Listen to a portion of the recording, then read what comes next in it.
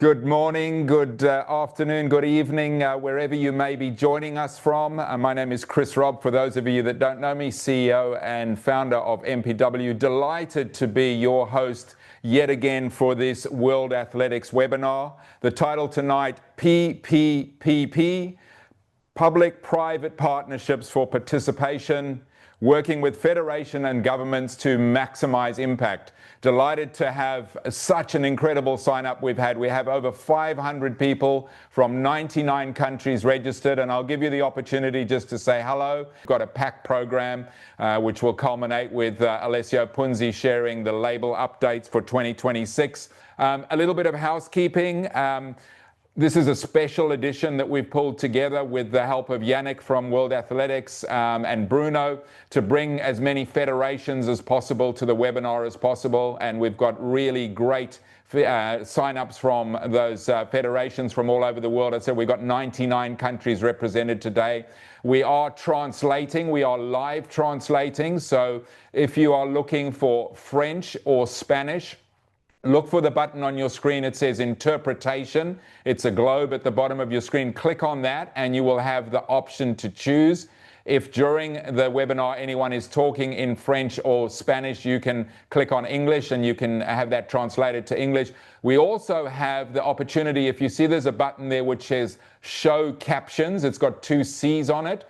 Click on that button and it will translate with subtitles, AI-generated subtitles, into a multitude of languages. I think there's 20 or 25 different languages that you can choose from. So take advantage of that. As I mentioned already, 2 hours and 30 minutes. We are recording, we are live streaming to the Mass Participation World Facebook page, and we are live streaming as always into China with a big thanks to Jerry and Qingling and Julia Chui from CGX Consulting.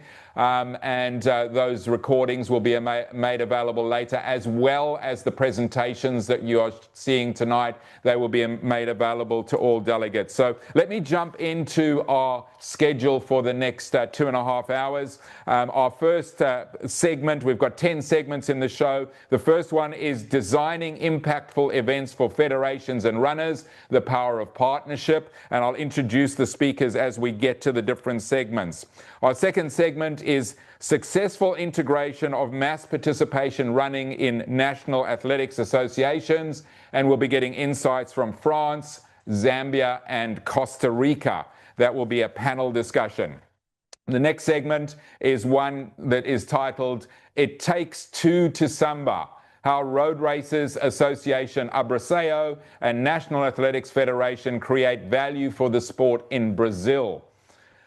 We then move on to a segment which some of you might well have seen research, a great piece of research which was released by Red Torch a couple of weeks ago. It's called Sport on Social, Global Running Culture, and there's some fascinating insights which I have no doubt will be of value to everyone on the call on that. The next segment is called Driven by Long-Term Health and Well-Being Visions, a Middle East Perspective, and we'll have 3 speakers on a panel which I'll be hosting on that one. We then move to a segment called It's Gotta Be Snowshoes, introducing winter running, and then we round out the show with 2 fantastic segments to bring us home. We go across to Chicago and we go beyond the landmarks, designing the Bank of America 13.1 for community impact. And then we round the show out with Alessio Punzi, who obviously needs no introduction, for a preview of the 2026 label road race regulations. And then I'll come back and you'll hear plenty of me. You'll be sick of me by the end of the 2.5 hours, but I'll come back to wrap it up. So with that in mind, keep saying hello in the chat. A quick reminder of those interpretation and translation opportunities. If you want to listen to the webinar in French or Spanish, click on the globe at the bottom of the screen, and that'll give you the option to choose your language. And there's also a one called Captions along the bottom. It's got 2 C's, and that will give you the opportunity for AI-generated auto captions in multiple languages. But let's get underway with the show. Enough from me. I'm delighted to welcome Marko Vasic, the running unit responsible at European Athletics, joining us from his holiday at the moment. Thank you so much for joining us. Marco, wonderful to see you. And you're going to give us a presentation, Designing Impactful Events for Federations and Runners, the Power of Partnership. Over to you, Marco. Thank you, Chris. Much appreciated. And it's great to be with all of you here. I believe that you can see my screen now. I cannot see all of you, but Chris will be good enough to spread any questions if they come up. So I will start my stopwatch. So I take next 15 minutes of your time. So it's going to be only 15 minutes that will take to comprehend the basics of European athletics successful work with the first edition of the European Running Championships in Brussels, Leuven that we held last April, and we will mention a couple of points how important is the public-private partnership for participation sports like running is. And I'm going to mention some good examples. First, thank you to World Athletics and MPW, to Yannick and Bruno regarding the member federations, since this is serving also as a member federation info session, something that is very important for European athletics because we are an area association to World Athletics, so 51 European member federations that we are serving also with these championships, but across different areas, as well to Chris, Alessio and Natasha from World Athletics for helping bring this bigger audience that include race organizers, suppliers, agents, and the other stakeholders that are following World Athletics and European athletics work. So I'm going to bring you in next couple of minutes a handful of information about how we have done the first edition of the European Running Champs, hoping to incentivize national federations, race organizers, and suppliers to work on these kind of projects together with European athletics, World Athletics, but also with our national member federations. First, a short introduction is that this has been a joint effort, a big effort from the European athletics leadership, our president, our CEO, our executive board, and the council, and our member federations that agreed on the Congress to change the constitution of European athletics, introducing these new championships, open for all, open for not only elite but masses. And of course, our great hosts being a public-private partnership between the Belgium Athletics and Golazo Sports. On the European athletics side, I have served with my company as a delivery agency, helping European athletics. So on our side, it has been a public-private partnership as well. So the key numbers of the championships. So the championships happened for the first time. It was a two-day event, 12th and 13th of April, two great venues, Brussels and Leuven, and three great distances, the marathon, half, and the 10K. We have succeeded to attract 46 national teams, our member federations, bringing 327 athletes. Those were joined by 28,500 runners, general runners like all of us, that were able to run under their national flag. We had 118 countries represented, of which 49 were counting for the country ranking, meaning mass and elite altogether. And those top 5 nationalities were, of course, Belgium, the host nation, France, Netherlands, United Kingdom, and Germany. What we also attracted was also 180,000 of spectators cumulative over the two days. And then we had quite a good social media impact and also reach through our digital channels, streaming channels, not only in Europe, but across the world. We have worked with some of our suppliers that are maybe also present on the call. With TrackX app that served as official app, and also iRewind that worked with the LOC and with us together, delivering customized videos for all the runners. We work with our Eurovision partners that as a main broadcaster, but also with other broadcasters, including in Middle East, Africa, and Asia, for example, on Huya platform, we had over 1.5 million views on the live streaming with the Chinese translation and commentary. So the visual identity of the championships was the first time that we have these championships. So the colors needed to be brighter and the design needed to be unique. So we went with quite a bright colorway.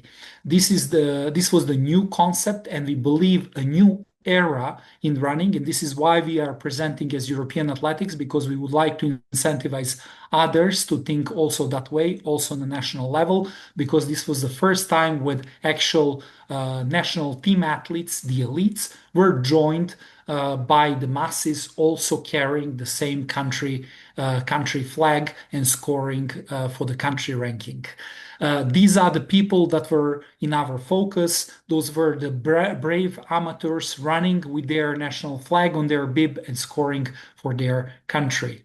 We have selected not one, but two venues, and all of you that organize races understand how difficult it is to manage multiple regions, cities, and territories. This is what happened to us. We had a challenge, but a great host on the region of Flanders, the city of Brussels, the capital of Belgium, and then a great university city, the city of Leuven, that served as a hub for these championships. And Leuven showed its best self, bringing out the huge crowds into the streets.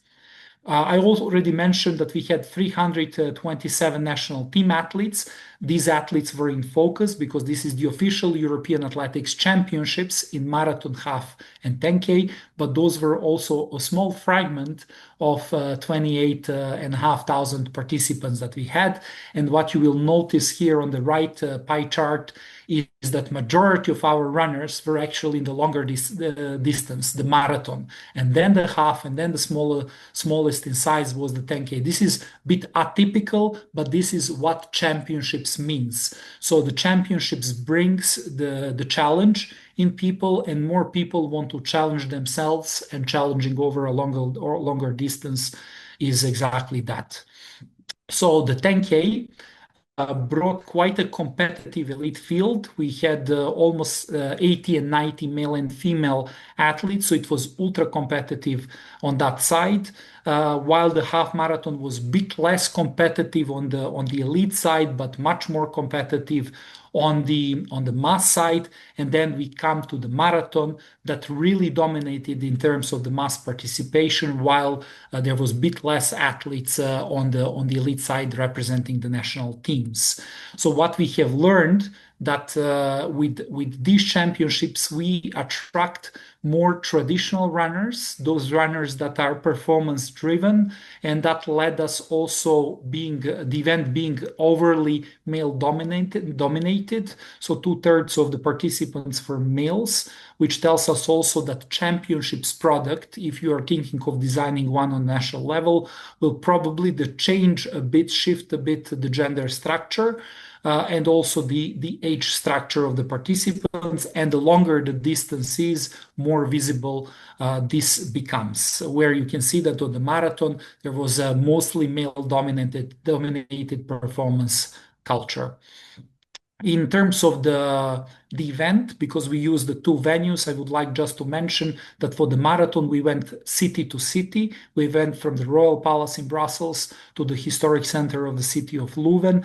This meant that we, as European Athletics, needed to accept the fact that this course will be point-to-point course according to World Athletics rules. It would not be eligible for world records. So that tells a lot how important the narrative and the story was, and that it was even more important than the world records that we did not, or European records that we did not expect to be broken, and that expectation was indeed true. We had a very tactical event, which championships events were. The half and the 10K were in the city of Leuven that served as a main hub. For those that are interested, especially our member federations, it will be interesting to see the composition of the various facilities in the start and the finish zone in Leuven, as well here in Brussels. What is always good to mention is the medal table. We had 9 nations, 9 member federations returning home with medals. And France really dominated here because we have a very strong elite and sub-elite running culture in France booming.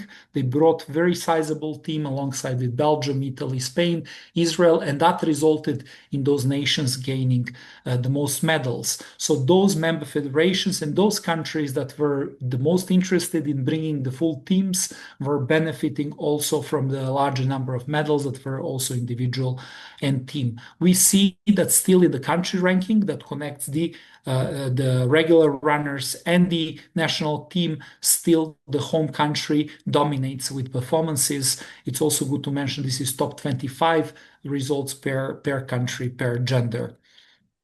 Then here more of photos than the numbers. We had Nadia Batocletti, Jan Schrub, and many others, really Isaac Kimeli and many others dominating the 10K. Also great teams. And I think that the unique selling proposition of the European Running Championships and the championships itself is that national and team dimension. Because always our biggest races in the world, the majors, the super halves, etc., these kind of events will always have the fastest events, but what we will always have as a unique selling proposition will be the national feeling, the national uniform, and teams that we will feature in these championships. We were very fortunate to have very strong teams, also in the half marathon distances, and also individually very strong athletes, with Jimmy jumping over in the steeple chase format, a finish line of the half marathon, and celebrating the winners there. In the marathon, even it was less competitive on the elite side. We saw an incredible tactical races from the Israeli team, but also Italian team. And in the end, we had Italy winning the gold individual and Spain winning in the female category. Fatima was having a personal struggle, falling over, flipping over at one of the refreshment stations, and then still succeeding to win the champs in the sprint finish, which was a great narrative. There are a couple of more information here about the team medals in the marathon, and then maybe a mention of the country ranking that is connecting the elite and the mass. So the regular runners could collect the country ranking medals together with their national teams. Pre-race week was quite dynamic. We had a lot of activities in the main hotel with the elite athletes, but also with the regular runners at the B pickup and the small expo. We had a great press conference, and I think this is also very important to mention for all of you thinking of partnering with European or World Athletics or other member federations.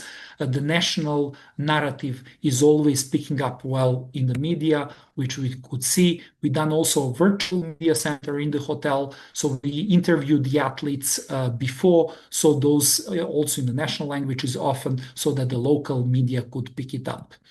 Our runners were joined by their families, and we delivered a very good experience in terms of the company village and the race village at the finish area. The on-site experience in the city of Leuven was absolutely amazing. I already mentioned we had 180,000 spectators, 90,000 in average per day of the event, spectating and cheering for the runners. So definitely we had that real buzz across the event, especially in the whole city of Leuven.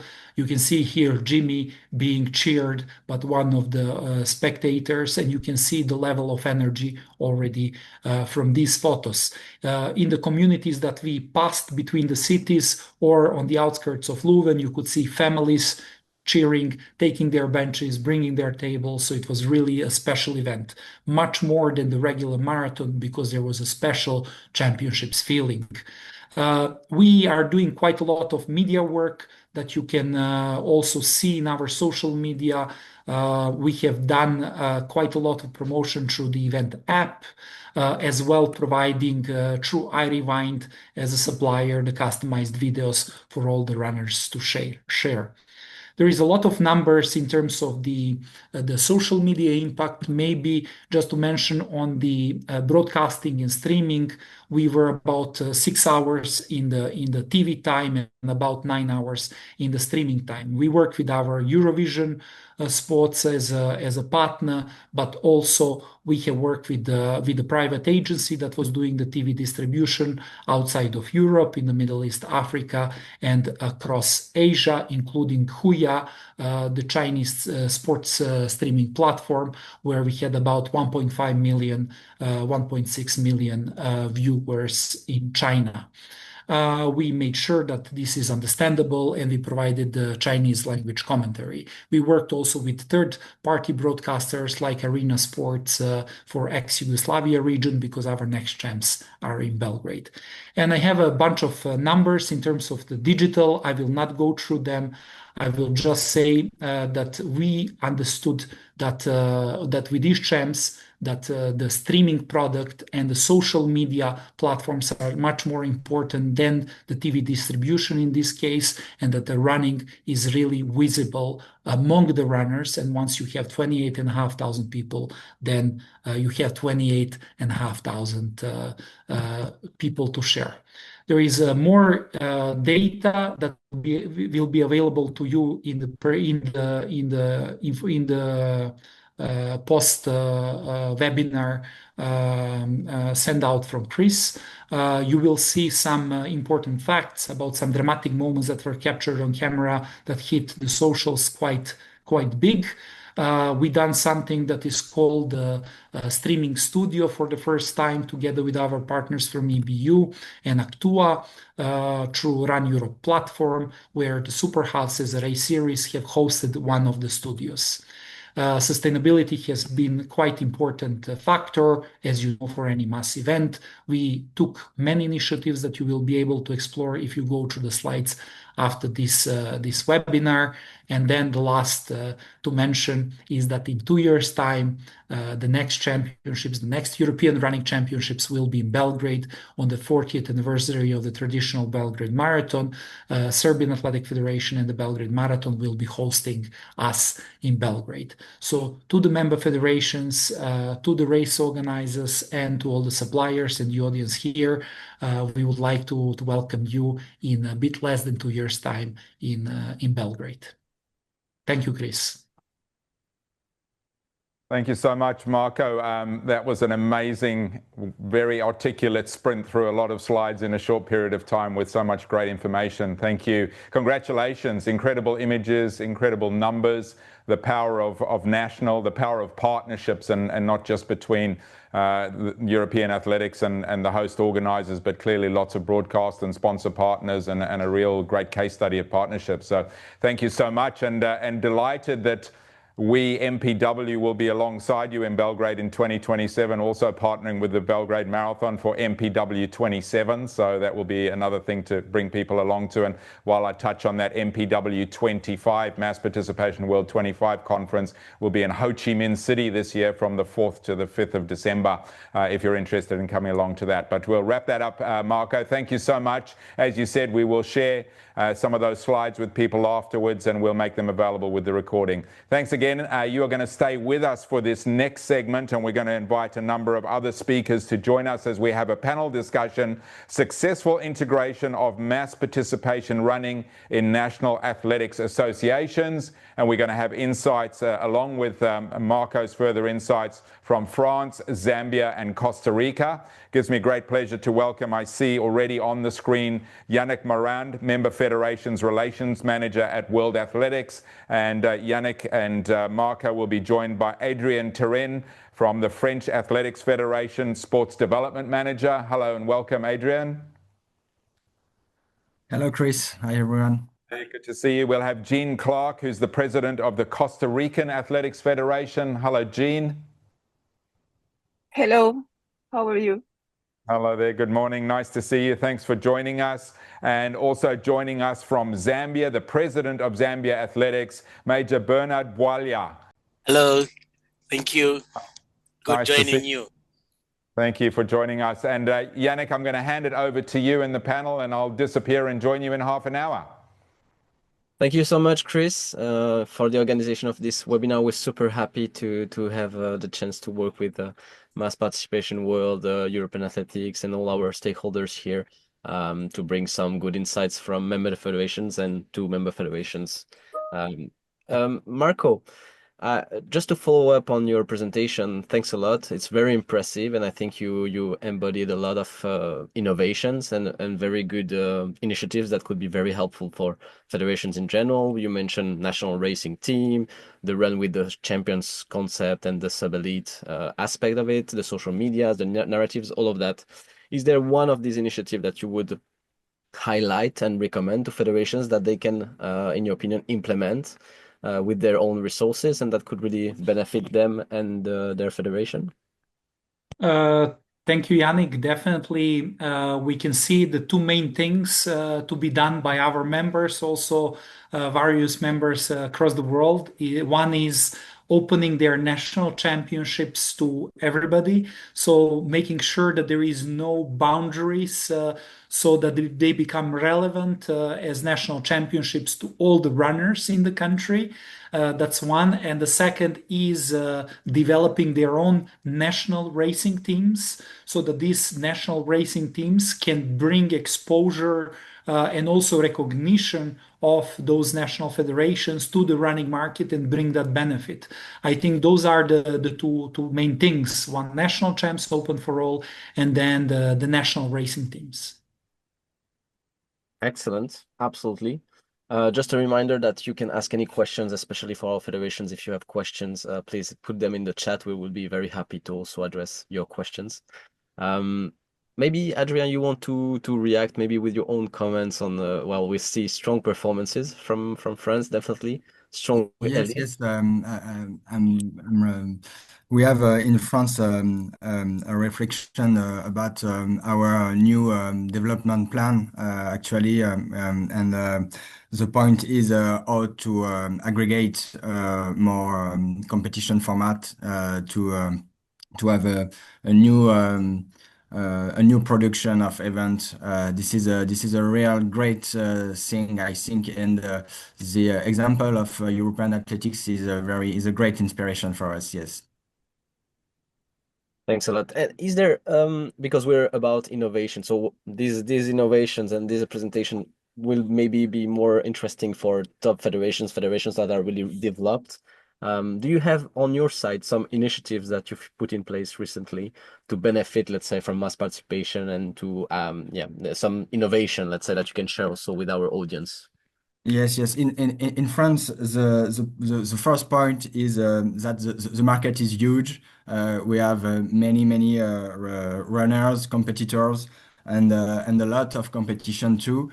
We are around 3 million competitors and 5,000 events, I think. And our role is that the Ministry of Sports delegates the authority to organize and regulate sport disciplines to a federation like ours. And this delegation covers both club-based practice for licensed member and public events such as races. The French Athletic Federation holds a ministerial mandate to oversee competitive running events in France, and as the official governing body, the French Athletic Federation play a dual roles, supporting its club and overseeing the broader running scene, including interaction with event organization. There is in 2024 a major turning point with the implementation of the Parcours Prévention Santé. This initiative or health pathway. This initiative emerged from a national law aiming to promote physical activity as part of the Paris 2024 Olympic legacy. Based on recommendation from our medical commission, we replaced the long required medical certificate, which was a barrier for many non-licensed members, with a new process. Now, runners complete an online prevention course hosted by the Federation. This includes educational videos on key health risks and provide a certificate of completion valid for event registration. Since its launch in April 2024, over 4 million attestations have been issued, with peaks up to 100,000 per week in spring and summer.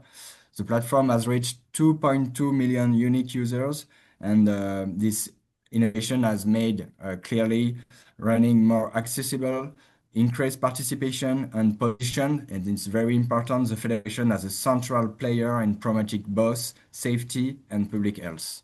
So this is our great actuality in France, and we are very happy with this new concepts. We are really in our position, and we can talk now to every competitors, and there are many. Absolutely. No, I think you found a great way to tackle that mass of people and to really provide useful services to them and to the running community in general. So that's quite impressive. Jean, if I can ask you, so president of Costa Rican Athletics Association, I know you have also strong relationship with race organizers, and also you are like Adrien, your federation is mandated by the government, let's say, to have a strong regulatory role. Would you like to explain a little bit how it works for you and what can federations also learn from your model, let's say, since you've been there quite a long time and you've been the main driver of change in running in the country? Oh, yes. Thank you very much, Yannick. And I appreciate the opportunity that you all gave us to show the rest of the countries what we just started, because I say just started a couple of years working with the government and with the Minister of Sport, because we need to achieve the runners and all the association. So we started with the government that the Minister of Sport gave us ordinance.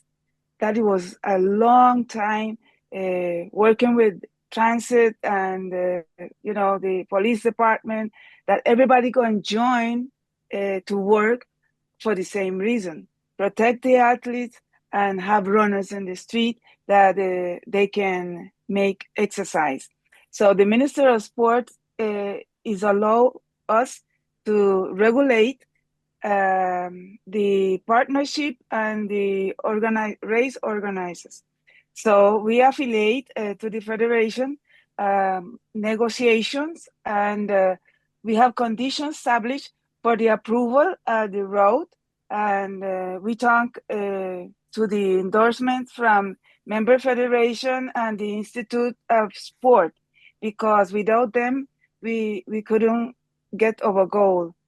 So far, I think we just starting to have like records, because we have received financial contribution between the 3 or 5% that collect from each registration in each event.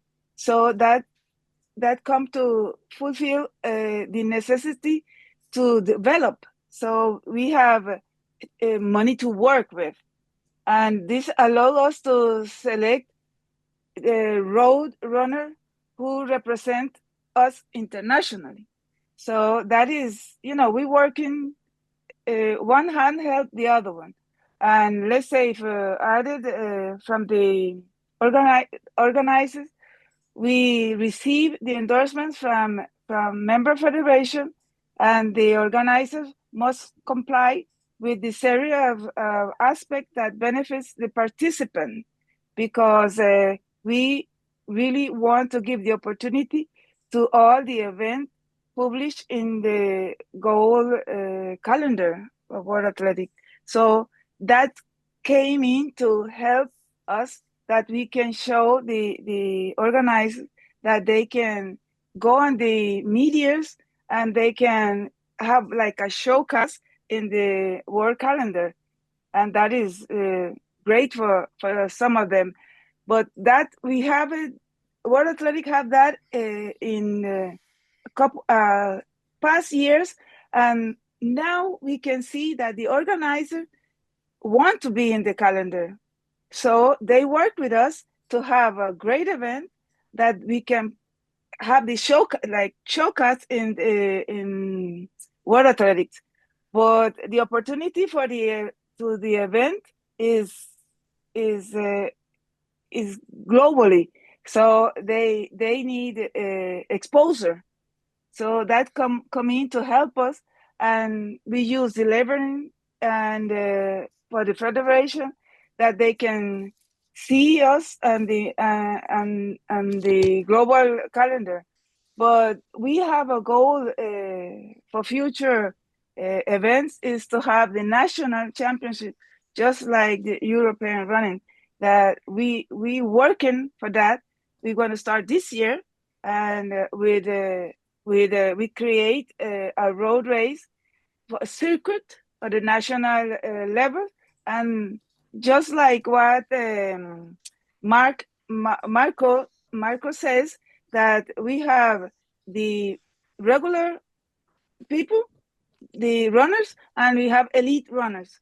So that will come up as a complement to have a good race. So we just waiting for that opportunity, and let's hope we have it, and you all will see it, and you will always share with the World Athletic. Thank you so much, Jean. Indeed, very, very interesting. How also you use the mass participation also to fuel through the elite pathway and also through the activities of athletics in general in the country. That's excellent. Major Bernard, what can you have a very growing marathon, let's say with the Lusaka Marathon. Each year you have more and more participants. For you also, you play a major role in these marathons and in the relationship with the race organizers. You're also trying to include cultural experiences, let's say to merge the culture. I think others do that too. France also has many races that blend culture and events and running events in general. Do you want to tell us a bit your ambition and your current challenges in the running sector? Thank you so much, Yannick. We as Zambia Athletics, we are mandated to run the sport athletics in the country, Zambia. We believe our mandate does not only come from the government, which we have been also incorporated in the Sports Act, but we believe also it comes from World Athletics to manage athletics on behalf of World Athletics and Africa Confederation. We have road races which are growing.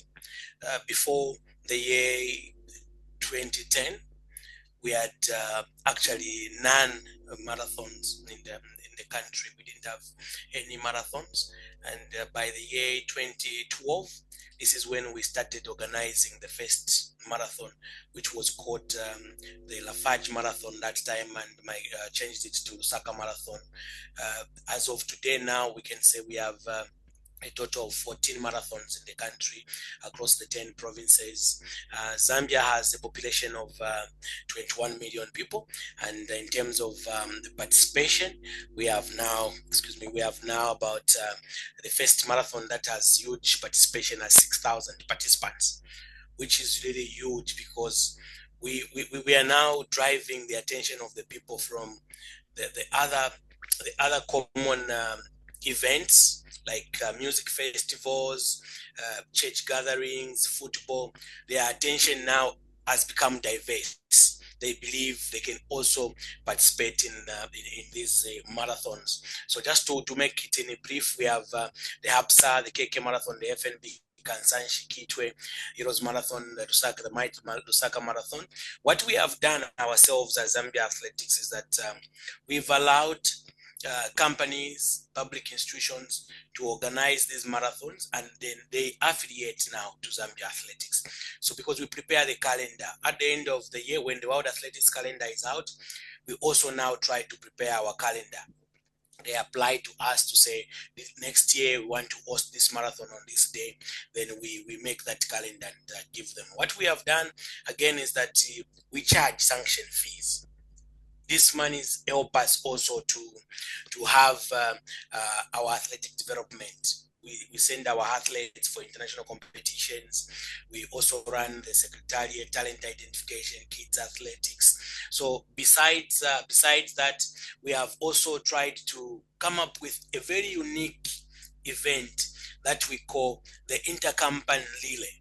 The Intercompany Relay, which was founded in 1998, brings over 45 to 100 companies in one place where they come to participate. So what we do is that we organize a 10-kilometer race where a company would fuse in 8 participants. Each participants run 1 kilometer, and then the 8 of them, they run the 1.1 kilometer, and the 8 of them, they run the 10 kilometers.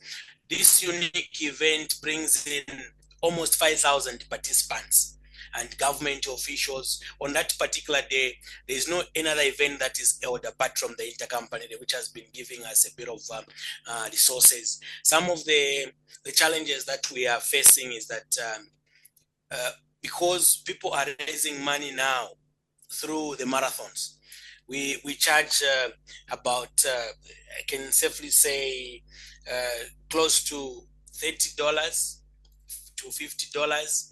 We are not the ones who organize the marathons. They organize the marathon. So if we say Habsa Marathon, they have 6,000 participants. They make close to 150,000 US dollars. Other companies or other race organizers feel I can also make 150,000 US dollars, meaning that at the end of the day, we have a lot of mushrooming marathons. Others now coming forward to say, we are not supposed to pay sanction fee. We are not supposed to be regulated. We just have to just organize. We are just running. As long as we are just running, there are no such challenges. So what we have done is that we have called for partnership with these marathon organizers to see how best we can work together, because there are so many things that are required when you're organizing the marathon. One, the safety of the runners, also the health of the runners. Also, when you look at also the certification of the route, you end up saying it's 5 kilometers, meaning it is measured. But if you just say, come and run 5 kilometers without measuring, you end up giving people 7.5 kilometers, and others who didn't train for that end up collapsing. Like last year, we had one participant that died in one of the marathons. So this is where we come in and encourage our people to have them regulated. What we need now as Zambia Athletics, this is a plea to World Athletics, is that we need a formal authority from World Athletics just to make mention that these member federations are in charge of these athletic events, being led road races, and also events. The event is never small. People will start with fun runs. Tomorrow you'll find it as 10,000 participants. Imagine where roads are not closed, there are no ambulances. People will die, and then inconvenience. In the end, we find people start shunning away from the sport of athletics. Where are we getting the inspiration? As Zambia Athletics, we are getting the inspiration from the major marathon organizers. France, the French just presented where they are saying they have quite a lot of events. We wish one day also to have a lot of these events. What are the benefits when we have these events? Meaning that we can easily have a pool of talented athletes that can represent our country in these road races. We wish to have one day also one of our athletes run in the Olympics, in the marathons and the World Championships. And also where we are drawing also the inspiration is also from the London Marathon. The way they organize the total road closures, the safety of during the races, everybody just getting involved. We feel we are still a bit closer to achieving that. I think by the year 2027, when you come to Zambia to attend one of these marathons, you'll find that we have done quite a lot. So we are aligning ourselves with stakeholders in healthy education to ensure that companies also create visibility for their products and their institution. Just to make mention to my fellow participants and panelists is that one way what we have attracted the participants or stakeholders is that we are using these races to create visibility for institutions. So many of them are coming on board. If someone has a product they want to launch, they're using the marathons to launch those products. It's not easy to gather 5,000 people in one place, just talking about one common goal, meaning that a lot of people can go out there with the message. Thank you, Yannick. I'll come in later again. Yeah, absolutely. No, thank you so much. That's very helpful, and I think you're absolutely right, highlighting how safety and medical setup are very, very important. And this approach of really being focused on the participant and the well-being of that participant also, and how important it is to have some regulation and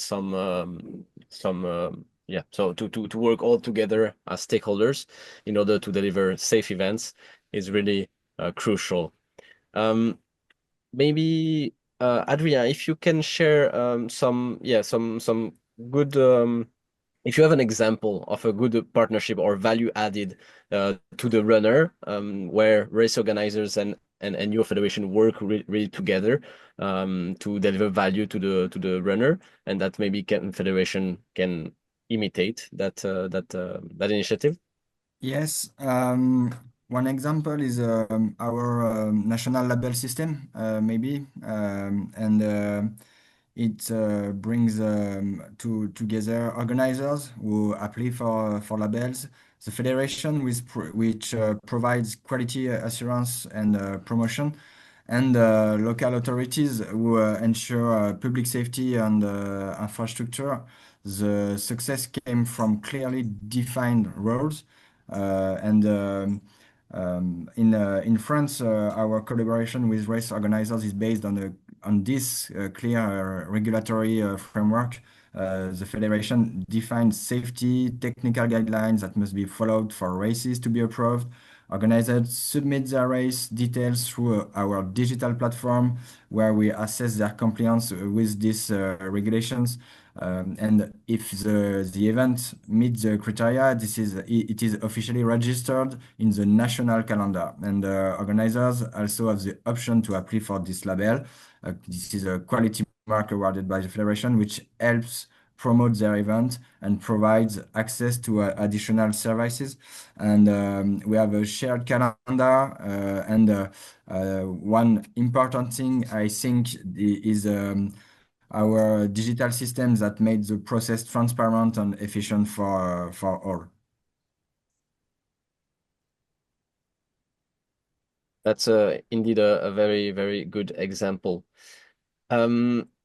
I would like to talk about sponsors in general for this kind of event. I know that Jean, you mentioned also it was kind of a challenge to secure more sponsors, and that's also something you would see for the future, involving more sponsors, more partners to these events, and to work together with more people. Jean, any advice that you can give or strategies that you're putting in place on that side? So far, I would like to answer Jack Fleming that he asked that what is the negotiation we do with the government, just like what Bernard just talked about, is giving security for the runners. So we start with the major minister of health because in the past events, they have athletes that die, because the courses is not certified. They thought that they was running 10 kilometers and they ended running 12. So that's safety, and with the medical support that in each event they have ambulance and they have medical implements that can help in an emergency. But let's say with all what we trying to develop for the organizer, we put in place a checklist and they have to go through that checklist. That is what we as member federation of World Athletics, we have in the regulations all that we put in place for the safety of the athlete. And then with the checklist, in the checklist, we have medical committees, we have race regulation. Each race have their own regulation, because what they give the sponsors or the partnership of doing the race, we give them the opportunity to see more ahead what could happen in a race. So we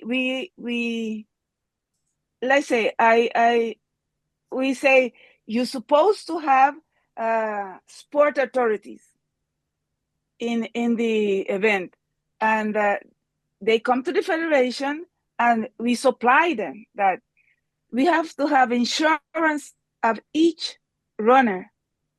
That's what we put in place with the government together, because the Minister of Health was say, okay, the minimum of the insurance, they have to have insurance, no matter if they have the insurance regular in the world, but in that race they have an extra insurance that in case any emergency, it cover, and no athlete will die.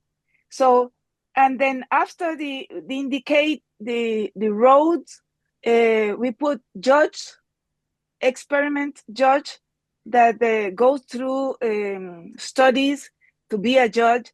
That we give them the opportunity to have them in the event. So when the event is get quality, each time you have the event, the quality of the event grows, and you will see the next year the road runners will be more.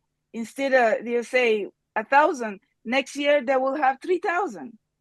So far, we have a partnership of the federation that they have the race for 5 years, and they know they have 7,000 athletes running in their race. So that means we walking in the good path to protect the runners, and that is what the government came with us and say, okay, we're going to be together and we're going to help that the runners is safe on the road and in the streets. Absolutely. I think it was understood by the question has been answered. I think it was a very good Jack. Yes, Jack. Yeah, absolutely. Marco, maybe you want to comment on what has been just said, or any advice that you can give also on federation page?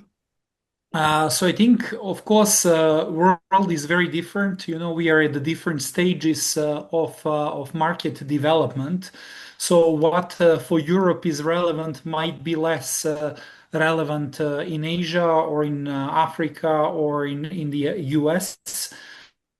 But definitely when we speak about whatever relation between the national federations and the race organizers and the suppliers and various stakeholders, we need to provide added value in order for that value to be perceived as value, and that we are attractive partners.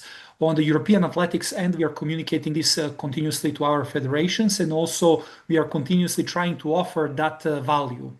When we are staging our events, for example, the running championships, we are thinking how we can provide value to the runners, how this additional layer of experience, this championships feeling, can be recognized as the value for the runners itself, in order for us to provide something that is unique to the market, so that we don't come with the identical product to any recurring marathon in a region or in a country where we are.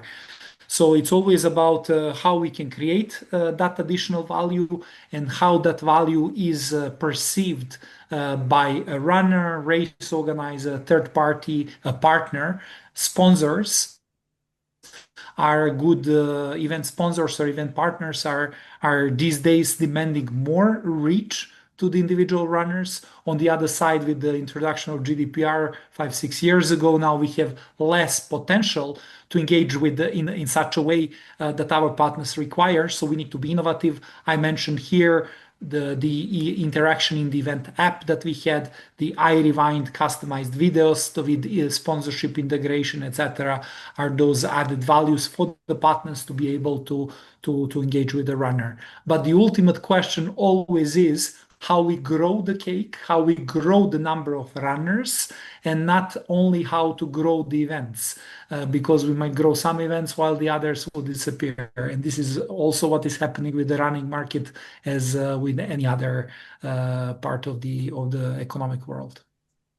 Thank you so much, Marco. I think I don't need to do a wrap up after that. No, it's very good. Thanks a lot. Thanks a lot, Jean. Thanks a lot, Adrien. We're running out of time. Thank you, Bernard, Marco, everyone.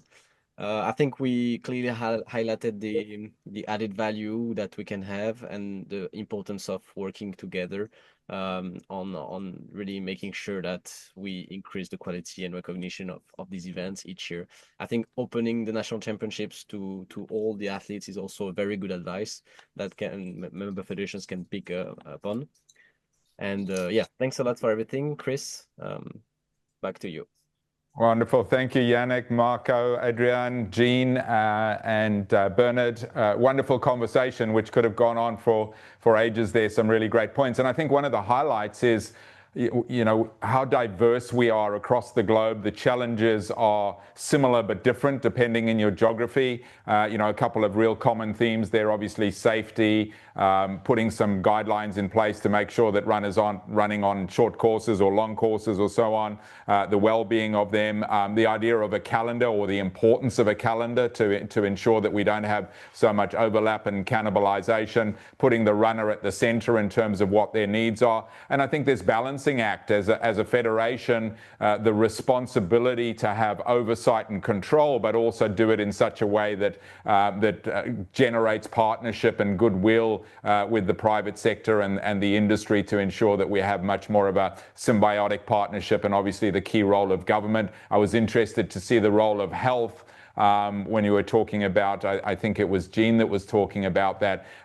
So often we don't see health necessarily involved, and I'm going to pop up the results of the poll that we put out there earlier on as I get ready to announce the next panel. But we asked some questions specifically of federations. We're going to run another one shortly for questions specifically of organizers, but just interested to see, unsurprisingly, that most of our engagement seems to be with sport and health in less of a way. And I see this enormous opportunity for our industry, not only health from a regulatory perspective, but how we as an industry are massively impacting the health and well-being of our citizens, and how seldom I see health at the table in a meaningful way, supporting our events and being at the table to see them as a conduit for better health and well-being. So I think that's a big opportunity for our industry. But let's move on to the next panel. A big thanks again to that last panel.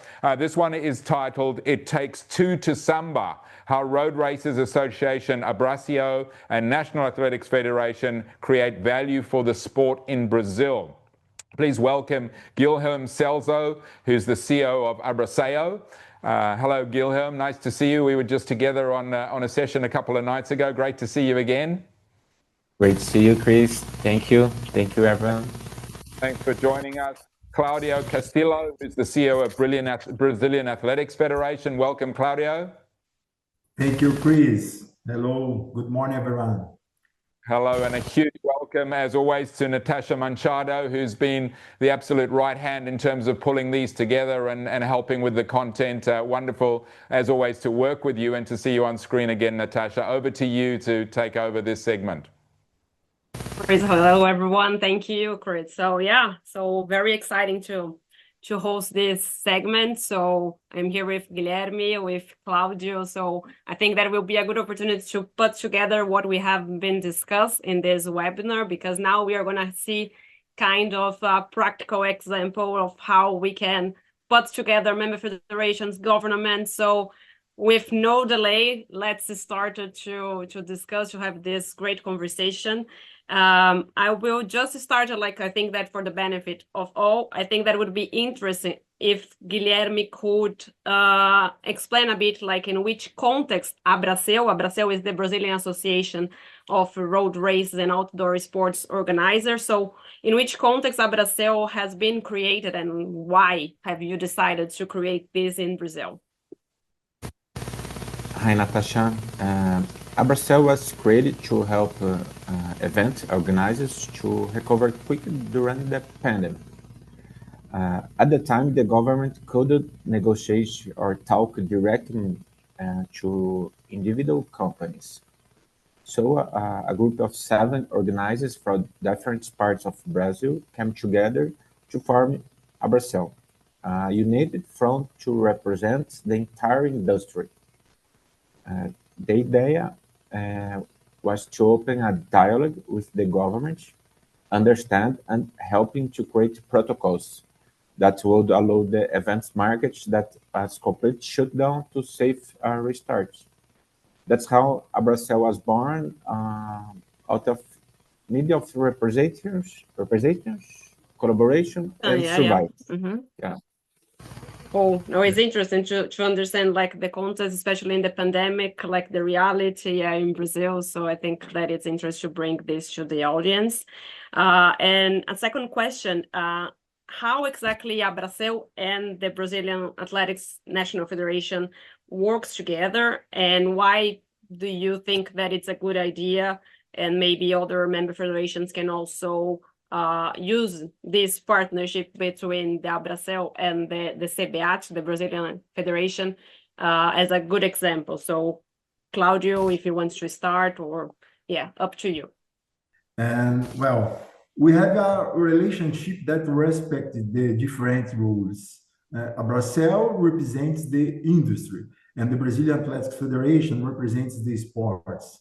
And 2023, a collaboration agreement was signed and allowed the improved dialogue. And in the same year, we managed to change a federal law, and now we work a legal basis between the institutional part of sports and the industry. This way, we clear now our roles and support each other. And I think this is the base, the partnership. Yeah, it's interesting to see, like, also this legal agreement that we have in place, because I think that it's something important to have to proper, like, going forward, and it's super recently, so 2023. So yeah, Guilherme, if you want to complement anything on this point. In the past, without this agreement, there was no real conversation or exchange of ideas. One side didn't understand the challenge of the other. But now, with this partnership, we as an industry can show the federation areas that could be improved, and the federation can do the same for us. This mutual exchange has allowed us to learn together and work side by side. It's interesting because, as I understood, like, the Abracel has been created by the race organizer. So I think you are doing this link, like, how to better understand, like, the needs, or yeah, I think that it's a great example of how this partnership can work for the growth of the sport. And talking about this, maybe can you give, like, a practical example of some positive results, some positive outcome that you'd like to share with the audience, maybe to inspire some other federations to do the same? And Guilherme, if you want to start. A clear example is the topic of race certifications, permit as we call here. The importance of the certification was something difficult to explain to race organizers. These are not just a legal requirement, but it could also give more credibility and the event and safety as well. Now, thanks to the partnership, Abracel as a unique voice of the industry help to communicate the value of the certificate races. And this also add value into the federation message. Abraçel speak the language of the races organizers and bring them to stay close to the federation, identifying challenges, co-create solutions, and building mutual gains. It's a literally a win-win situation. Okay, yeah, I think that it was also interesting here to listen about the permits, the certification, because it's something that France as well just brought to us. So I think that is something that it's some a global need, let's say, like some other countries, other regions, other continents also think that it's something that it's important to put together. And maybe, Claudio, I think that you mentioned that there are some figures, maybe some numbers to maybe show how this works and how this have been improved in Brazil within this partnership. Yes, another example that's helped illustrate the success and the future, and we can bring some figures that show the improvement, but also the opportunity we still have to grow. From 2023 to 2024, permits have been increased 29%, but we will still have around 60% of the race organized in Brazil without this certification. Therefore, this is a big SWIFT partnership. Yeah, and we still have a gap. Yeah, I think it's a great Yes. opportunity. So we grow like super fast, as you can see, the 29%, but we have a lot to do. I still have a lot to do. I think that I will take the opportunity that we are like running out of time and to ask about the future, because of course, like it's super recent.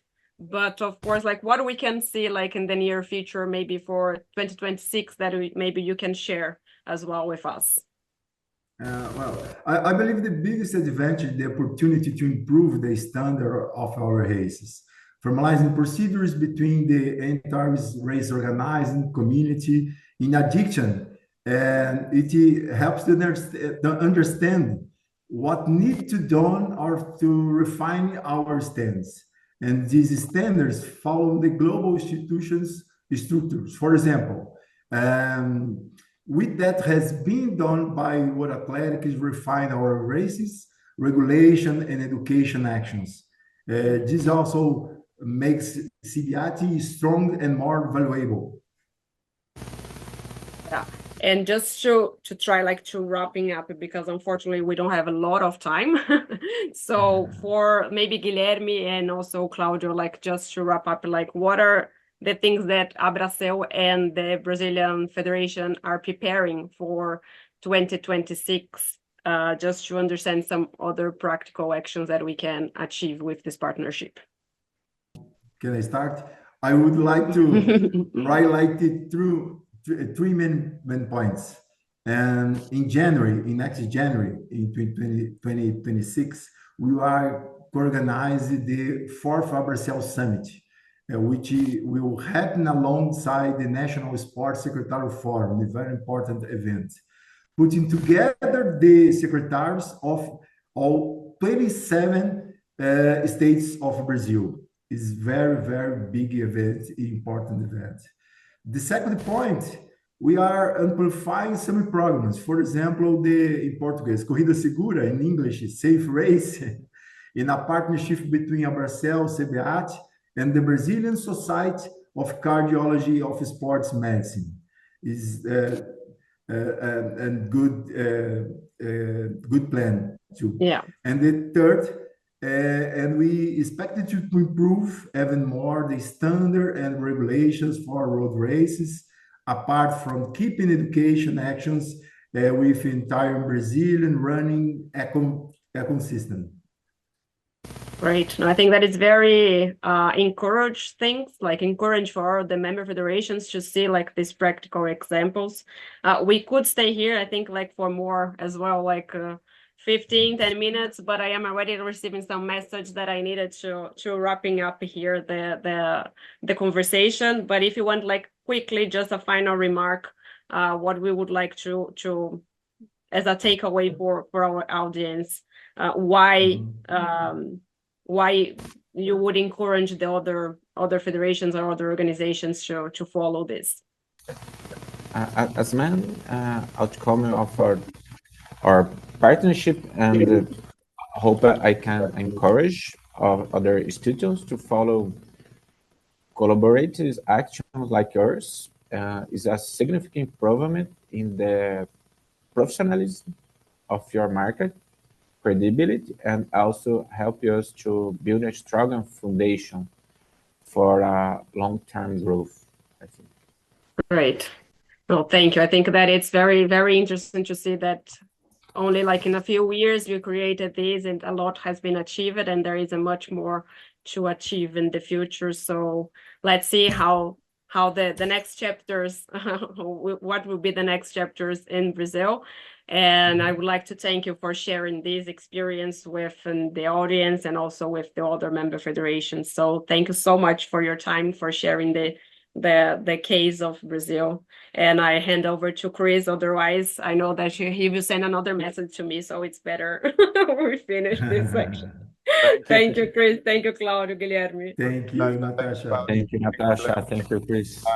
Some great, and this is another great example of a number of these alliances and coalitions that have formed since COVID, and I can cite many great examples of them from AMSI in Australia, Australian Mass Participation Sports Events Alliance in Sweden, and various others that are coming together, working in partnership with the Federation, important things like permits and certification, which benefits the whole industry, but in terms of trying to set practices and standards that are acceptable to everyone, so that, again, it's this collaboration, it's not overarching, but it's working together, and the importance of evolving as the industry continues to evolve. So thanks for those insights. And as we move on to our next segment, and the next segment is Sport on Social, Global Running Culture. Some of you might have seen this research already a couple of weeks ago, some really great insights. I'm not going to steal the thunder of Chris Argyle-Robinson, who's the Research and Strategy Director and co-founder of Red Torch.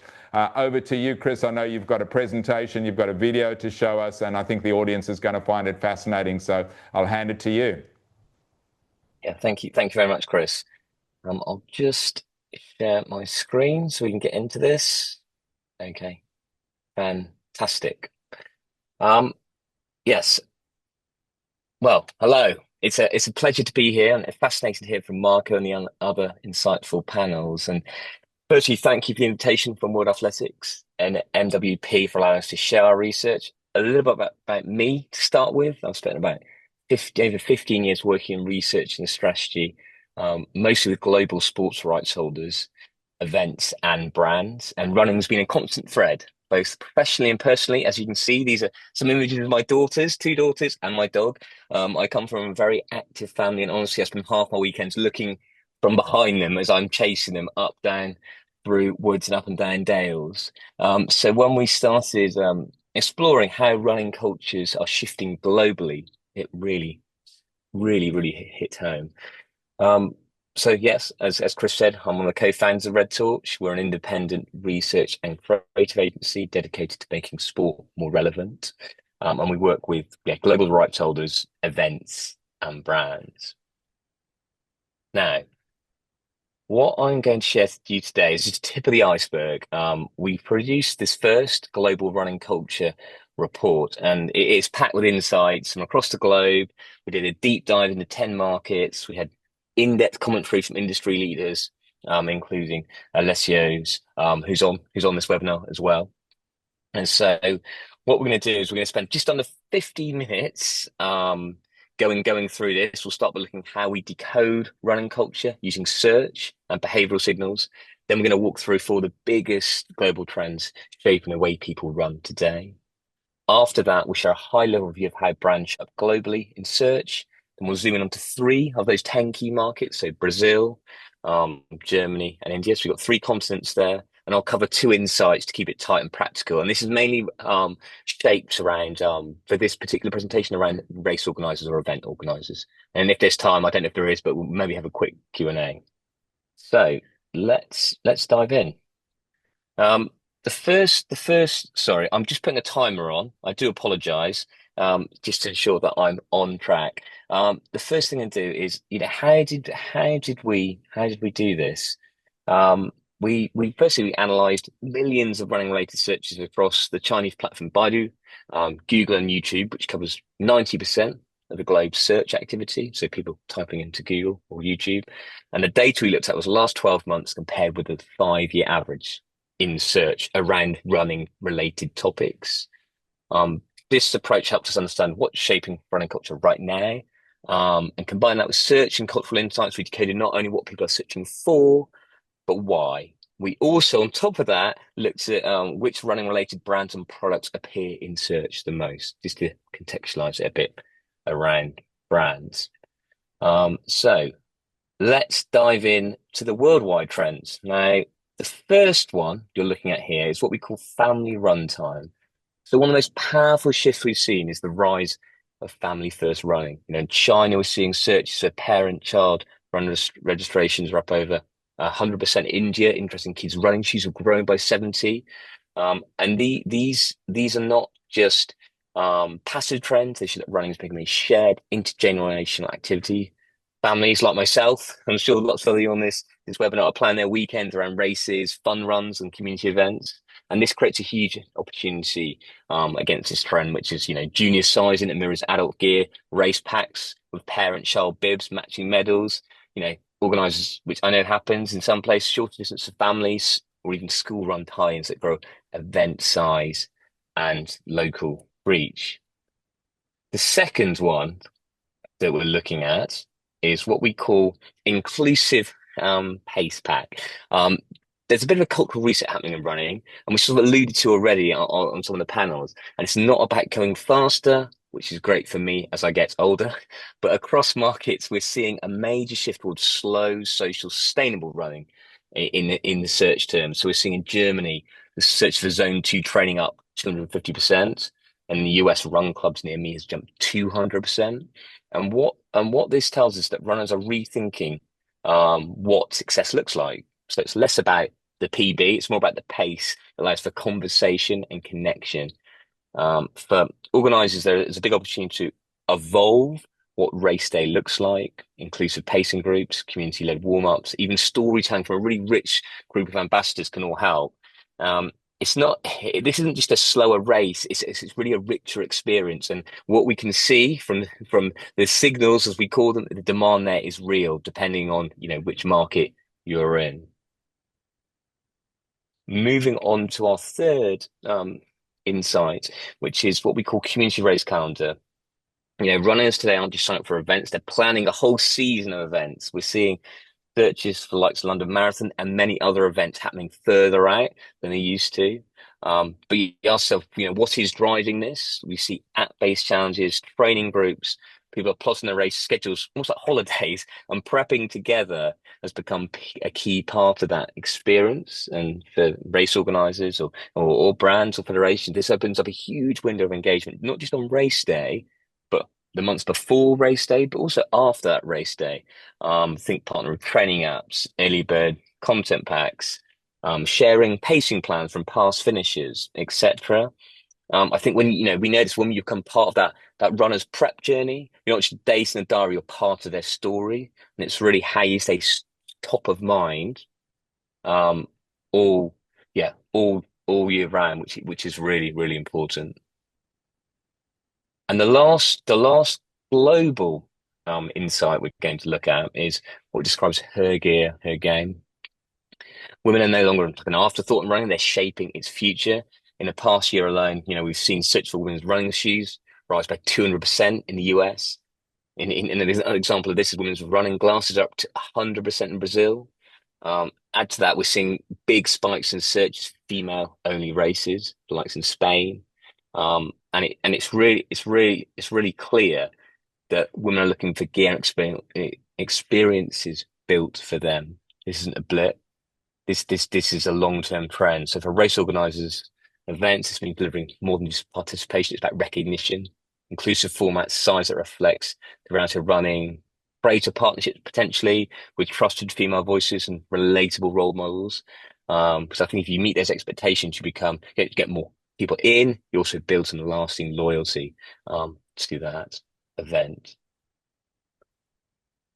Now, the final bit on the global bit, and this you're looking at lots of charts, so I apologize that my head's in charts, but what we're seeing here is looking at how runners are actually discovering gear, so the brands they're actually accessing globally.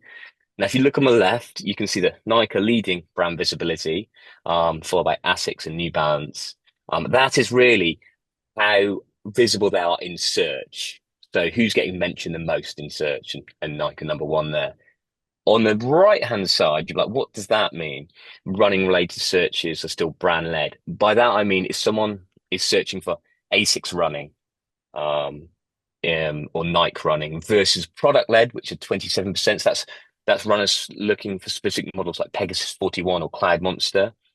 And newer models like On are really being driven by product names rather than actually the name On. And the implication for organizers is there a connection? There is a connection.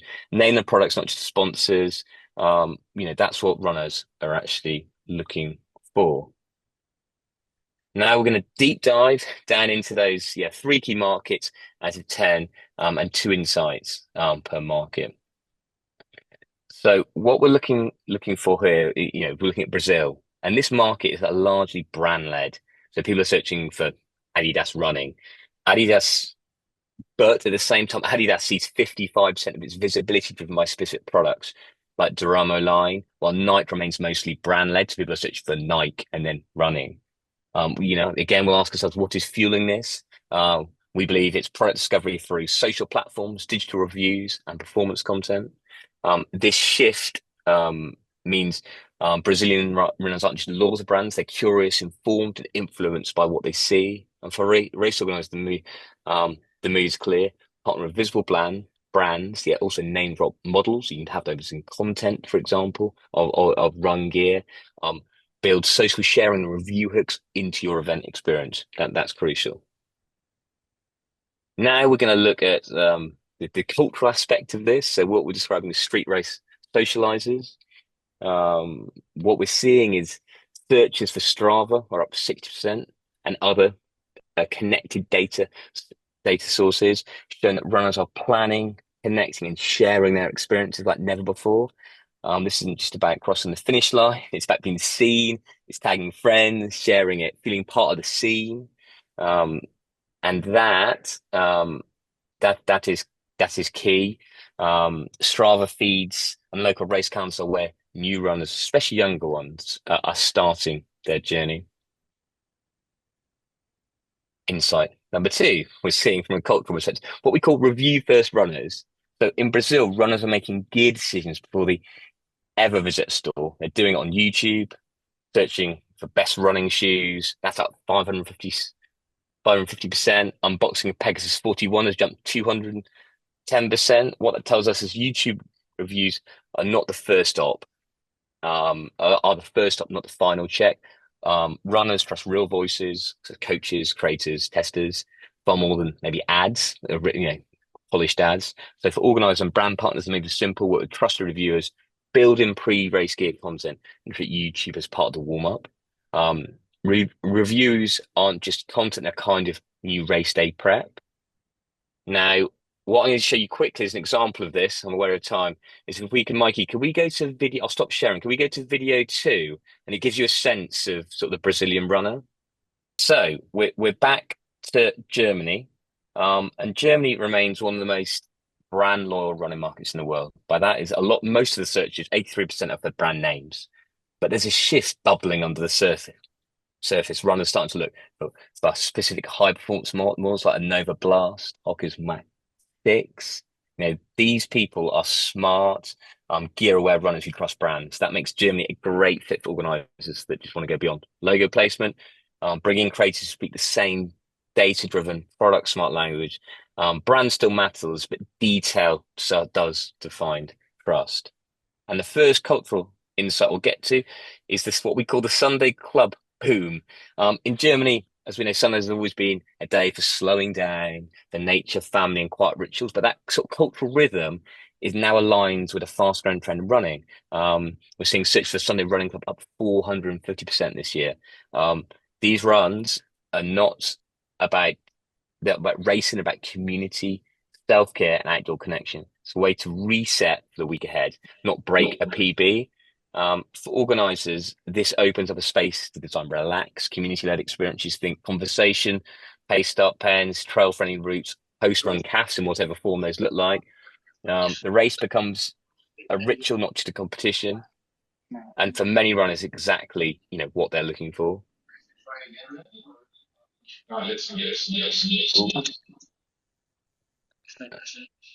Yeah, perfect. So the next one is what we're calling Zone 2 Zen. And sorry for these sort of slightly cliche headlines, but it's quite interesting. So there's another revolution happening in Germany's running culture. 5 years ago, it was all about such as the anaerobic training, sort of high intensity, as fast as I can go. But what we're seeing now is in runners embracing Zone 2 training with interest up 250% and other connected searches. Now, this isn't a drop in ambition, it's a shift in what ambition looks like. So German runners are tracking thresholds, building endurance and focusing on long-term performance. And I think this connects to what Chris was saying before I started this about well-being and health, that whole holistic connection. And for organisers, this open up the door to smarter pace formats, events designed for health and well-being, but also sustainable efforts, and content that speaks to health over heroes or heroics. The last one I've got here is we move into India. So we're zooming down or across the world, and the Indian's running market is still brand led, but what makes it unique is also product aware and price conscious. And what's interesting is the rise of the local brand Ambros, which is holding strong mind share through simple, affordable options in a market which is dominated, as most of the markets are, by Nike, New Balance, Asics. That's a sign of value-driven decision-making. And for organisers, this means speaking to smart, budget-aware audience, promote specific gear models, connect that to content, consider the pricing, and don't overlook the power of domestic or challenger brands. I think it's a big one as event partners. Now, the first thing we're seeing is what we call family on the move. And in India, running is increasingly becoming a family affair. Search for kids running shoes are up 70%. And some other signals show this, that parents aren't just running for themselves anymore. They're bringing their children, as I do, or I get towed around by them along for a journey. And this reflects a deeper cultural movement. Running is a bonding process, not just performance. It's about, again, fun and importantly, health. Equally important is togetherness. And for organisers, opportunity to connect those things together. So kid-friendly formats, school-run partnerships, make family waves part of your event design. While you engage the whole family, you don't just grow the race, you grow the next generation of runners. So it's really connecting those pieces up. And then on to our final insight. There's lots more insights in the report, but this our final one is what we described as her first 5K. In India, more women are entering the running scene and they're doing something on their own terms. When we look at YouTube, search in India, we're looking at women's running shoes, running girls running, showing that new female runners are actively searching for gear that fits and stories that reflect them. It's not a distant demographic trend, it's a cultural moment, we believe. Female runners want comfort, representation, and community, and not only elite inspiration. And for organisers, there's a chance to build trust early, offer inclusive race formats, spotlight real women in your marketing, and ensure the experience feels made for them, not just adapted for them. And that, I think, a bit like Marco, is a whistle-stop tour of the Global Running Culture Report, Sport and Social. It's fully downloadable on our website, redtorch.sport. There's loads more insights in there. Chris, thank you so much. So many amazing insights there, and we'll be very happy to share that when we send out the link to the recording and your presentation as well. Lots of key takeaways, but a couple for me: family, community, togetherness, women, and health.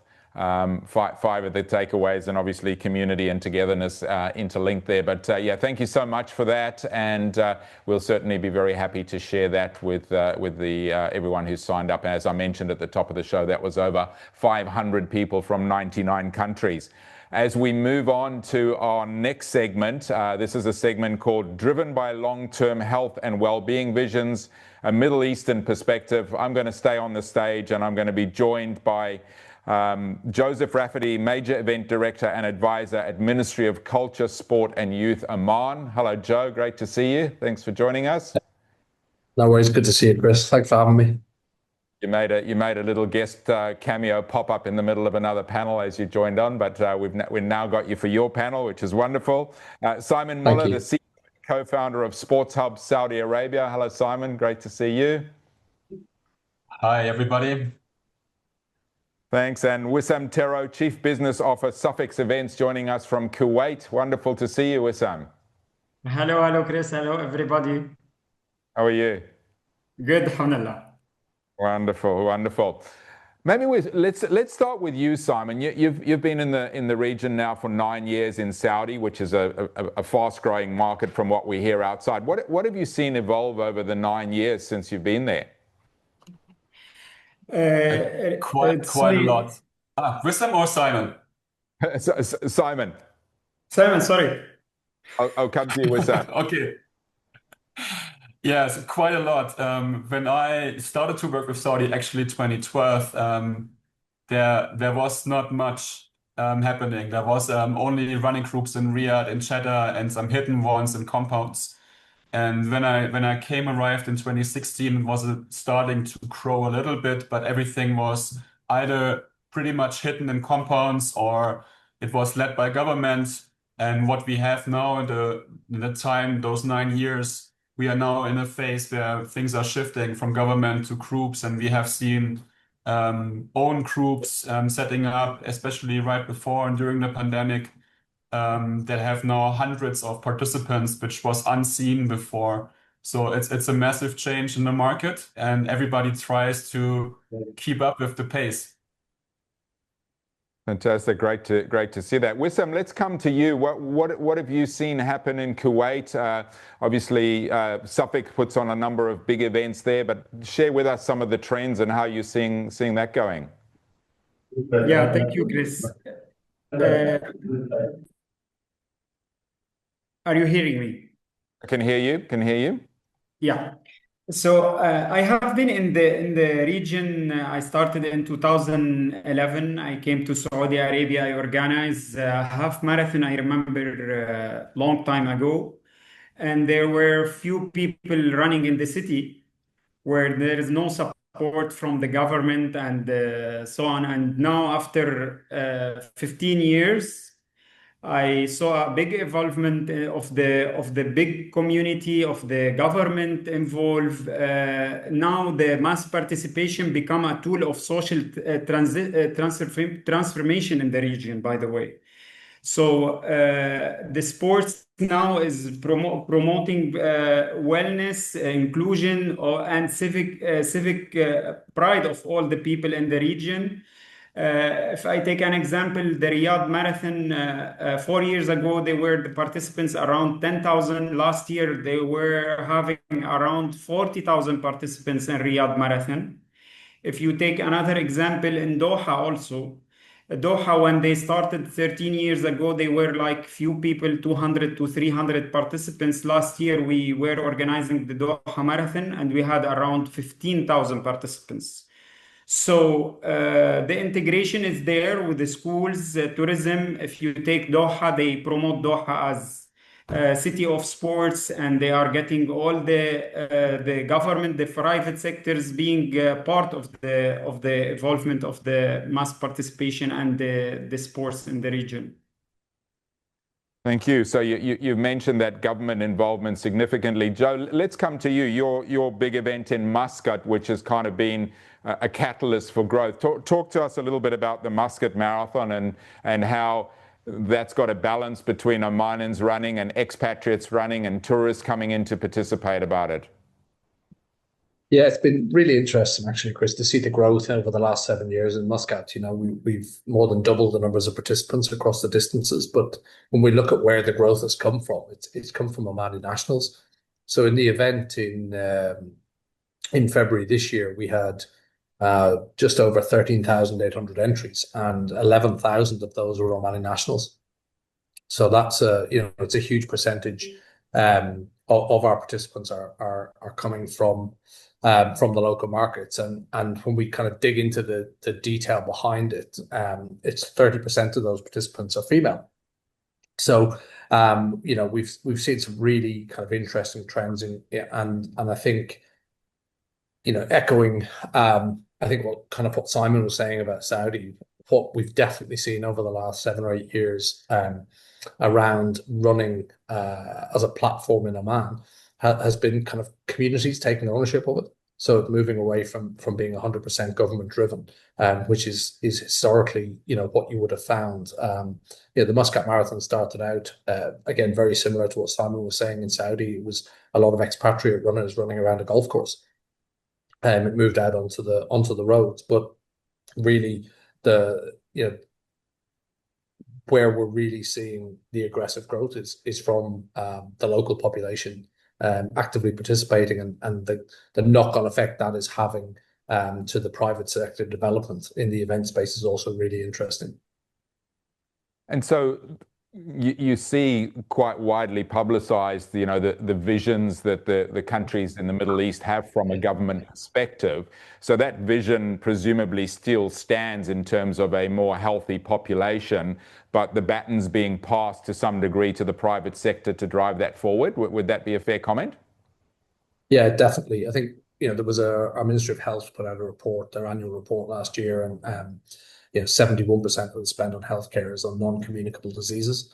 And we know the role that an active lifestyle, and particularly running, can have in reducing the onset of things like diabetes. And that's really starting to become more prevalent. We're seeing more engagement from, we'll say, the non-traditional government influences in Oman. So it's gone from just being sport and tourism, which would have been the drivers kind of 7 to 10 years ago, and we're now seeing a lot of buy-in from the ministries of education. The impact that an active lifestyle can have on academic performance. We're seeing the Ministry of Health getting more and more involved as well.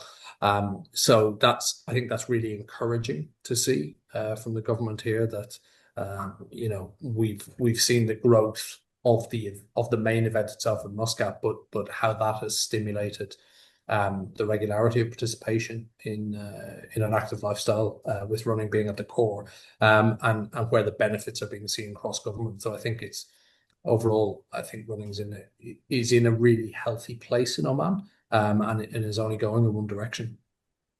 Wonderful to hear. What I'm going to do is you've prompted me there. We've got a poll. We ran a poll earlier for federations, and I was interested to see the different ministries they were engaged with. Mikey, I'm going to ask you to put that poll up just to get a sense. So only if you're an event organizer, please respond to these questions as we continue the conversation here with this panel.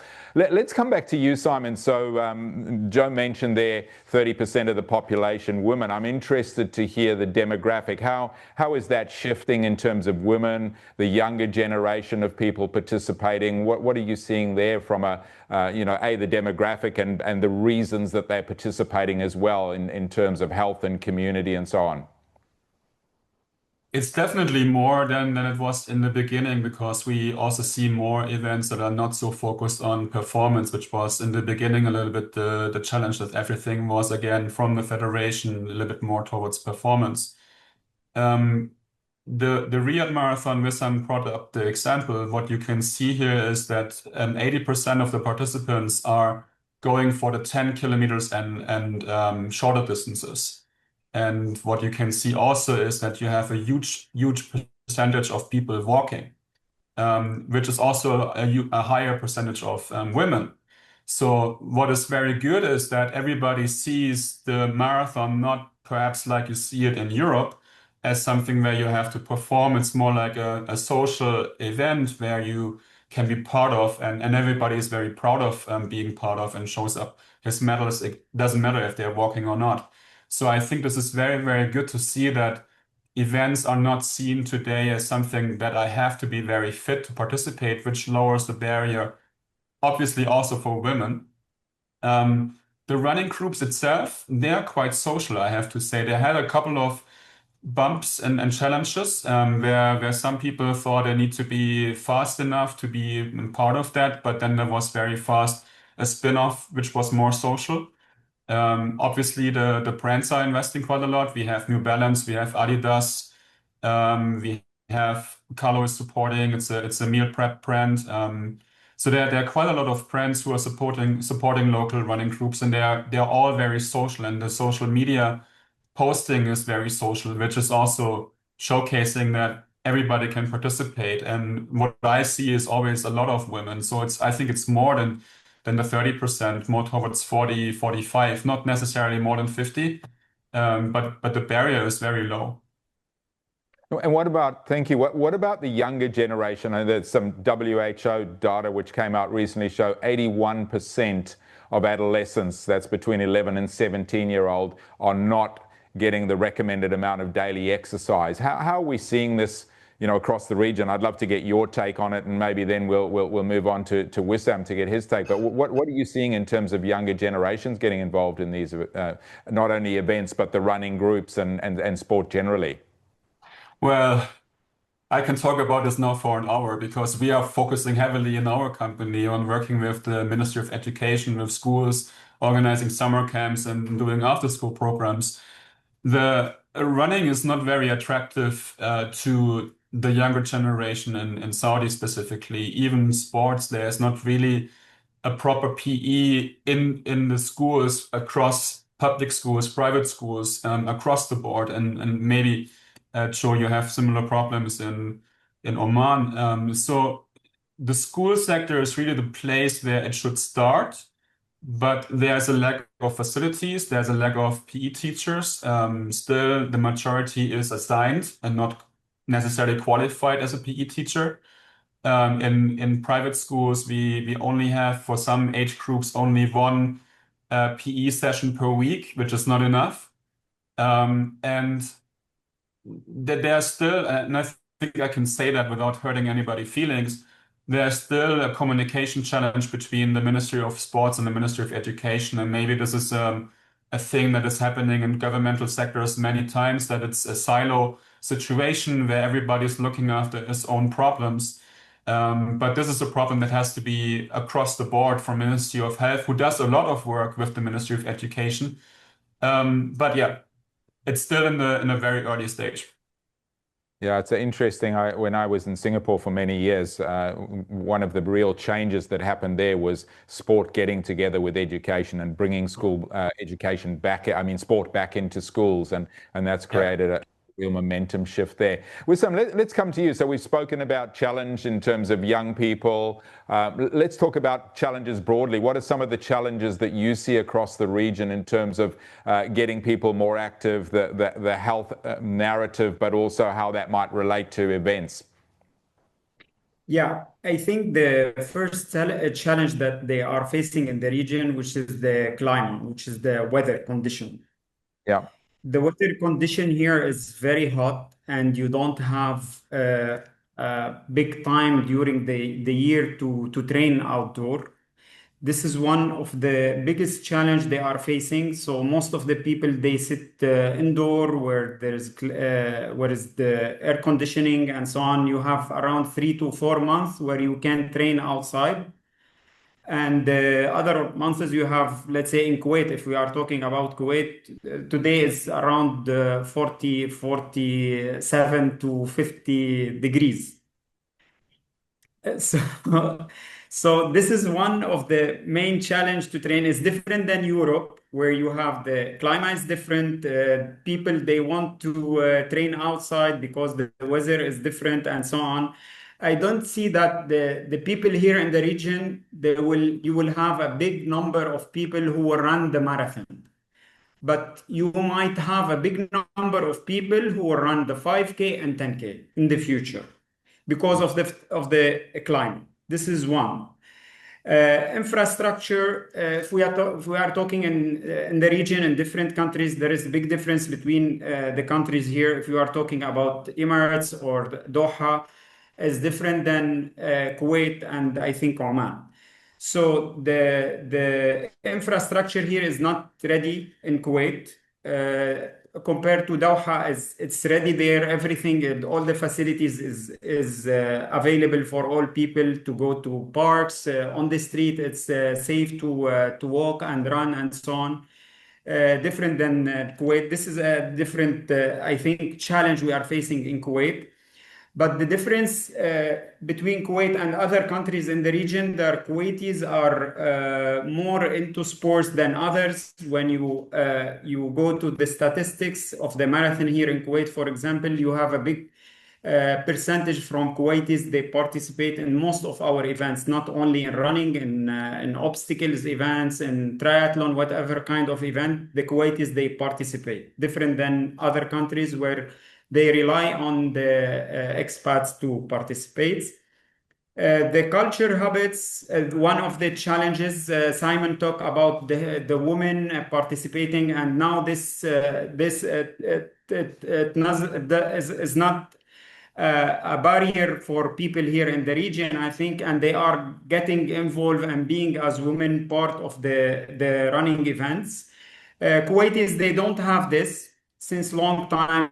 They are participating, and even if we go to the statistics, you'll see always same percentage between men and women participating in sports events. I think there is another big challenge, which is the mindset. The area, they have a short mindset of planning and campaigning and preparing people for a long-term plan for improving the sports in the region. I think this mindset is in these days are changing, especially in Saudis and Qataris mindset. They are changing their mindset to be a long-term to improve the sports in the region. And I think from 10 years from now, you will see a big difference in the region and the sports in general. Thank you. That's maybe a good way to segue back to Joe in terms of, continuing that theme of long-term collaboration. How do you see in Oman collaboration between government and private sector to achieve long-term goals in the space? So we've kind of gone on a really interesting journey over the last 3 years where we've transitioned the marathon out of government ownership and into the private sector. And some of the learnings we've taken from that, we're now applying on a broader scale across sport, where the investment as the government that we're making into events is not always just financial. So the kind of events or the events industry in Oman is definitely still in its infancy, and there's a lot of there's a lot of desire to work in the industry. There probably isn't a lot of hands-on experience within the population here. So the kind of the training and development aspect of our event professionals is becoming more and more important in the support that we give. Whether it's the Oman Desert Marathon or the Himam Ultra Trail Race. And each event is a little bit different in terms of where they say lack experience. It could be on the athlete recruitment side, it could be the event operations side. And the government is really, again, coming back to something you said earlier, Chris, around Oman's Vision 2040, and the development of opportunities for the youth. This is an entirely new kind of economic segment in Oman. So the job creation opportunities are significant as the events grow, and we want to make sure that it's the private sector that is developed in those areas, and we're kind of moving away from, again, that kind of full 100% government ownership or dependency on the government. I think what that then is doing is we're starting to see influence outside of just the event space in the private sector as well. So a lot of the residential developments that are happening in Oman, you go online and you'll see a lot of the mixed use developments happening across the country. And now they're starting to look at the kind of livability of those developments. So not just the hotels, the food and beverage aspects, but also they're starting to build cycling tracks, running tracks. And I think something, coming back to what Wissam was talking about a second ago, I think that increasing the frequency of usage of those types of facilities by people in Oman is going to be really important to the long term participation in running, but also then the long term growth of an economy around running, and that's something again we're seeing the impact in more elements of the private sector outside of just the direct event management aspects. Building that livable city fully integrated into a lifestyle rather than this kind of one-off run a few events in your winter, which is a few months, not able to train in the summer, but build habits around it, so to speak. Yeah, exactly, and I think that's where the private sector event companies they kind of will say they learn as part of an LOC on the larger projects, and then they apply it into more regular, more frequent community events. And again, kind of coming back to what Simon was saying, he's seeing in the trends in Saudi. I'd echo what he said around the social aspect of running. That's been a huge shift here, and I think when you go to these community events on a Friday or a Saturday morning, around across Oman, you see a big cross segment of society interacting, and it's always followed by kind of coffee and a cake, right, or coffee and a donut, and maybe that's something we're taking from cycling, but it's definitely becoming a big point of attraction for people to be more regularly active, and the climate for sure is a challenge, but again, what we're seeing over the last kind of 18 months here is those running groups now meet at 5 a.m., 5:30, and as a result, the coffee shops are opening that little bit earlier because they're capturing that business. So I think people are adapting really well, and it's really interesting to kind of see. I guess it's very easy for us to see how event companies can benefit from what we're doing, but to see the other sectors of the economy buying into that growth as well, and seeing those financial opportunities to build a business which ultimately helps with the experience that people are having by participating in running, and I think again that's only going to be a positive thing over the coming years. Yeah, I think it's a valid point. In fact, I was on a call earlier with Simon, and we were talking about the economic impact around events different from the traditional economic event of how many inbound tourists, many hotel room nights. The example I've told many times, when I first went to Singapore, organized the JP Morgan Corporate Challenge, there weren't enough barricades in Singapore. We had to hire them from the Tour of Langkawi and truck them in. And fast forward now, nearly 20 years later, there's probably 2 or 3 multi-million-dollar barricade companies in Singapore, and that's been spawned to a large degree by our industry growing, and all the other sub-elements of it, the coffee shops and the physios and all that kind of stuff. We're pretty tight on time, so let's maybe just I'll come back to you to wrap it up, Joe, but let's go to you with some fast forward 10 years. What do you see it looking like, the focus on with the topic of the panel, health and well-being? How's that going to have evolved in Kuwait and across the region? Then same question for you, Simon, with a Saudi focus, and then come back to you, Joe. So looking through the looking glass, 10 years down the track, what's it going to look like? Over to you, Wissam. I think from our side, let's say to talk about Kuwait. Kuwait, the government is not there.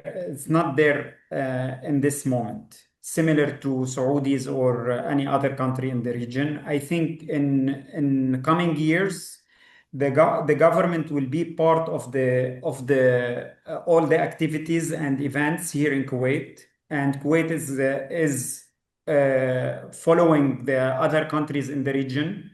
So the private sector in Kuwait is very strong. So most of the events in Kuwait is based on private sector. The government is not there. 2 years back, they started with a new event, which is like Kuwait Sports Day, which is like just a fun run where you can walk and run and so on. And you have cyclists where they can ride also during this day. And they are continuing with this event. They are asking for so many events to be organized for the government, which is very good. It's different than the other country in the region. If you take Saudis, the government is the main pillar. here is the private sector since long time. So I'm seeing that Kuwait with two giant, the private sector, we have a giant sector here in Kuwait, and we have the government where they will combine efforts. We will see a magic here in Kuwait where can see a lot of people joining the events and having more international event, because Kuwait until today is not on the international level of the events compared to others in the region. So yeah, for sure. Private sector taking it forward. Yes, at the beginning, since the beginning, they start with the private sector. Now the private sector, as Suffix today, we are signing for 5 years. This is the first time you are signing for 5 years. Usually it's for 1 year. Then you can't imagine if they will sign for the next year or not. But since last year and this year, we are signing for 5 years for most of the events. So it means the mindset is changing, that they want to continue the sustainability for their events and they want to grow. So Wonderful. This is where you can see in 10 years from now, I think we will have something different in Kuwait. And this year, this is for the first time we are signing a big event in Kuwait for cycling. Different than Saudis. Saudis, they have Saudi tour and so. So Kuwait it will be different in 3 years from now.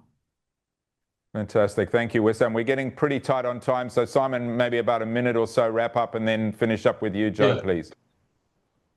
So at the moment, we have about 80% of the activations in mass participation from the government side funded and selected vendors. And there's a very, very small pool of vendors who are working on these projects. And my vision and my hope is that this will flip, that 80% of the mass participation will come from especially localized vendors. So in Hofhof, they have our own pool of organizers, and especially with more events, government is not capable to handle that more event.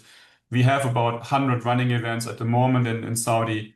And that's an estimation because it's not really public in a calendar and official. That will definitely go up. So flipping from 80-20 to 20-80, sponsoring more educated.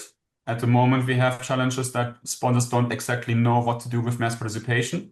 Participation fees have to go up over the time, otherwise it's not really feasible. At the moment, we are about 25% of international standards. And definitely the whole thing with permits, approvals, working between private sector and government has to improve significantly. Otherwise, that will not happen. Thank you. So again, that whole theme of collaboration, government, private sector, but very different across the region. Thank you, Simon. Let's come back to you to wrap it up, Joe, from your perspective, 10 years down the track. I want to have 30,000 people in the Muscat Marathon. And I want to have a comprehensive program across the government schools in Oman, centered on running. Because, I think, I can't remember, I think Simon mentioned it in Saudi earlier, but, PE in the schools here is not seen as a core part of the curriculum just yet. We are the first couple of steps down the line of changing that. And I think running will be at the heart of that and what that will do in terms of, if we want to say, fueling a boom, running boom in Oman. And I think the Muscat Marathon will grow side by side with that schools program development. Wonderful. Thank you. Thanks, gentlemen. Some great conversations here. As we wrap it up, we'll share the results of that poll. But big thanks, Joseph, Simon and Wissam. Thanks for those insights. Couple of key takeaways there for me. Clearly, that importance of partnership, the longer term vision, getting the youth involved, sport into education, activity into education, better collaboration between government and private sector, infrastructure, and building a year-round engagement so that it becomes part of a habit rather than just kind of one-off events. Thank you so much, everyone. Thanks, Chris. Thank you. So there's those results, which I'll leave up there as we move on to our next segment. It's called It's Gotta Be Snowshoes, introducing winter running, introducing David Robinson, president of Snowshoe, joining us from Toronto in Canada. Good morning for you, David. Good morning, sir. How are you? Great, thanks. Great, thanks. Good to see you. And you should have the opportunity there to share your slides, and I'll step away and leave it with you, David.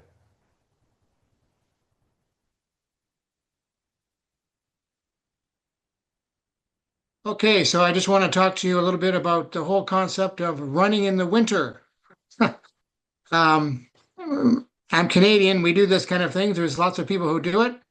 I manage an organization called World Snowshoe Federation. That's our newly designed logo, Live It, Love It. And we're all about getting people out in the winter to run. Our primary mission is getting people to run around the world. We have grassroots races, recreational races. We do adult learning and snowshoes, and we sanction races. We help race directors put on races. And we have a World Snowshoe annual championship. The next championship is December 18th to the 21st, 2025, in a place called Brillion, Wisconsin. And that is our world championship. It's at a Aryan Nordic Center, which is a high-end Nordic and biathlon training center. A few benefits of running: it provides outdoor training and racing options during the off-season. It's an excellent cross-training to cross-country training, mountain running, and trail running. It's extremely aerobic to run in snow, provides excellent cardiovascular workout, and is an excellent strength trainer and balance training for your lower body.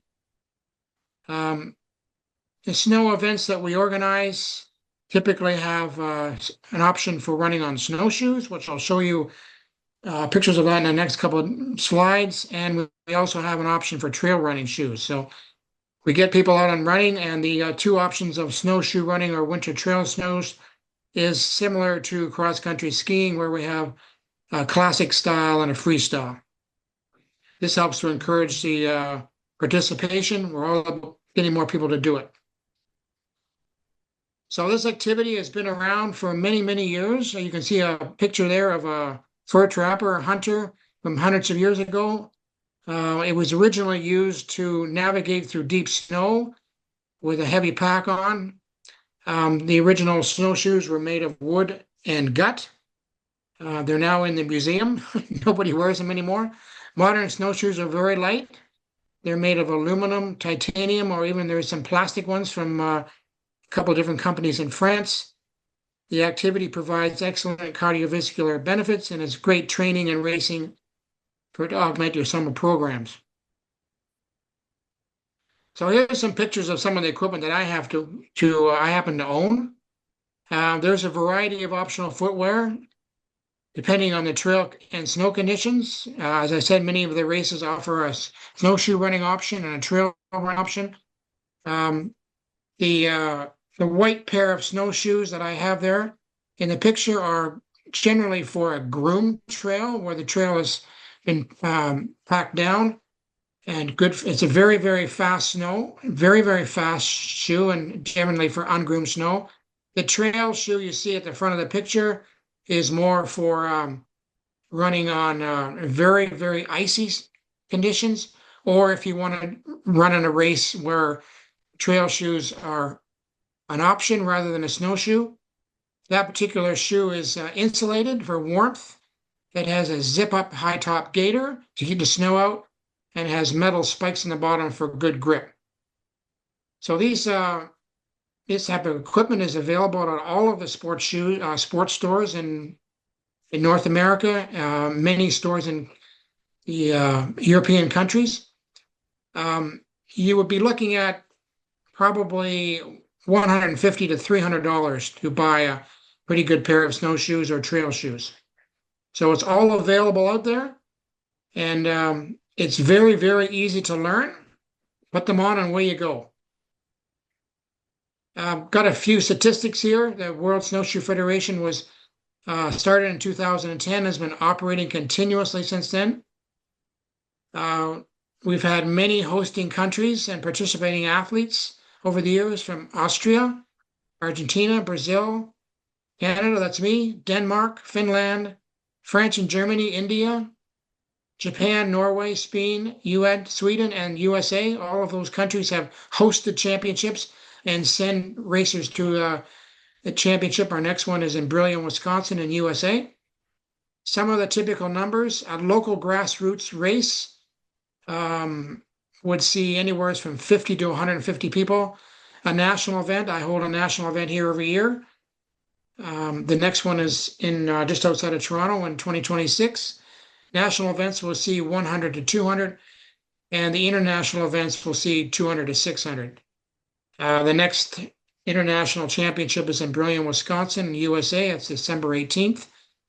And the split of male and female is roughly about 50%. And we do involve children. So a typical championship race is 10K, but we do offer a 1K or sometimes a 1 mile loop event for the children to get them involved. It's great for the parents to see their children out running on snowshoes or on trail shoes, and then they go off and do their race, and we set up some babysitting for the children to be watched while the parents are out running. That's it. Any questions or discussion? Thank you, David. Wow, fascinating. And someone from our warm part of the world, we've obviously just gone from the Middle East across to Canada. Yeah. Someone who can literally pop over and put on a pair of shoes and go and join an event once they've yes. Yeah, it's just get out there and do it. It's primarily a recreational activity. There's many thousands of people doing it. It's very, very easy to learn. Just sign up for a race. You just go on our website, World Snowshoe Federation, and sign up for a race. And we usually provide rentals on the day. So if you don't have any snowshoes, we help you with that. Oh, sounds amazing. There's a comment there. I think it's from Norrie Williamson. Hello, Norrie. Good to see you. Thanks, David. You have made it so exciting and attractive. I'm wishing that South Africa had a real winter. Well, there you go, Norrie. Pack your bags and go off to Canada. Yeah, look, sounds absolutely amazing, David. Thank you for sharing that. I don't think there's any other questions or comments in there, but we'll certainly share your deck when we share all the other decks afterwards. And thanks for making the time to join us. Thank you very much. All the best. Thanks, David. As we move on to our penultimate section, and we welcome Mary Beth Johnson, who's the Associate Director, Community Engagement and Social Impact at Chicago Event Management. Mary Beth, wonderful to see you as you share with us beyond the landmarks, designing the Bank of America Chicago 13.1 for community impact. Great to see you, Mary Beth. How are you? I'm well. I'm very well. Looking forward to my winter season again after David's presentation. It's great to be here. Good evening, good afternoon, good morning, everyone. Fantastic. I'll pass the screen to you. You should have screen sharing, and we'll see you when you're finished. Excellent. Thank you so much, Chris. Thank you. Okay. Hello, everyone. Welcome again. It's great to be part of these global conversations and hearing a lot of insights that are unique to where you're currently located on this planet at this time, but I think some rich learning experiences that we can all adapt into the work that we're doing and leading. My name is Mary Beth. I am the Associate Director of Community Engagement and Social Impact for Chicago Event Management. Chicago Event Management is an event production company, and we produce endurance events for runners, walkers, and youth. Within our event portfolio, we have 3 signature events. One that takes place in Chicago's spring season. It's called the Bank of America Shamrock Shuffle. That's an 8K, and it also includes a 2-mile walk and a 1-mile race. We also have the Bank of America Chicago 13.1 half marathon that takes place in the early days of Chicago's summer, just about a month ago in early June. That also includes a wellness walk and youth running events. And then we have our key signature event, the Bank of America Chicago Marathon, that takes place later in Chicago's fall season in October. Within these three events, they make up our Chicago Distance series. Today, I'm here to specifically speak about the Chicago 13.1, but the approaches that we have in our public-private partnerships and in our community engagement strategies span across all of our events under the Distance series. But given the uniqueness of the Chicago 13.1 of this event in our portfolio and the uniqueness of where this event takes place in the city of Chicago, it does offer a rich opportunity to think about things a little bit differently and a different approach. So the Bank of America Chicago 13.1 is a fairly new event in our event portfolio. This year in 2025, just a little over a month ago on June 1st, it was the fourth running of the event. So fairly new if we compare to the Chicago Marathon, where this year it'll be the 47th running of the Chicago Marathon. With new events, as many of you are producing yourselves, present some interesting challenges, but also some great opportunities to think about how we can reimagine running in the communities that we're running through and with, and looking at some different elements that we can bring in right in the beginning as opposed to trying to factor those in after the event's been produced for a few years. The map that you're seeing here, that is our course map. The half marathon links some of Chicago's most iconic and historic parks. These parks are beautiful with nature preserve areas, lagoons, some really great architecture in the field houses. And we run along, by connecting these three parks, we run along the boulevards, which are also beautiful. So it gives our participants a very rich and immersive experience within nature and within the west side of our city. And then specific to Chicago's west side, as I mentioned here, it is a vibrant area of our city.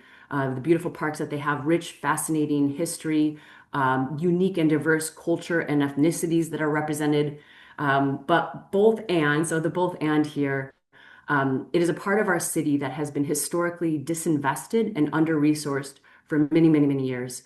And I know many of us here know what that ends up translating to. Are some significant health inequities that those on the west side are experiencing.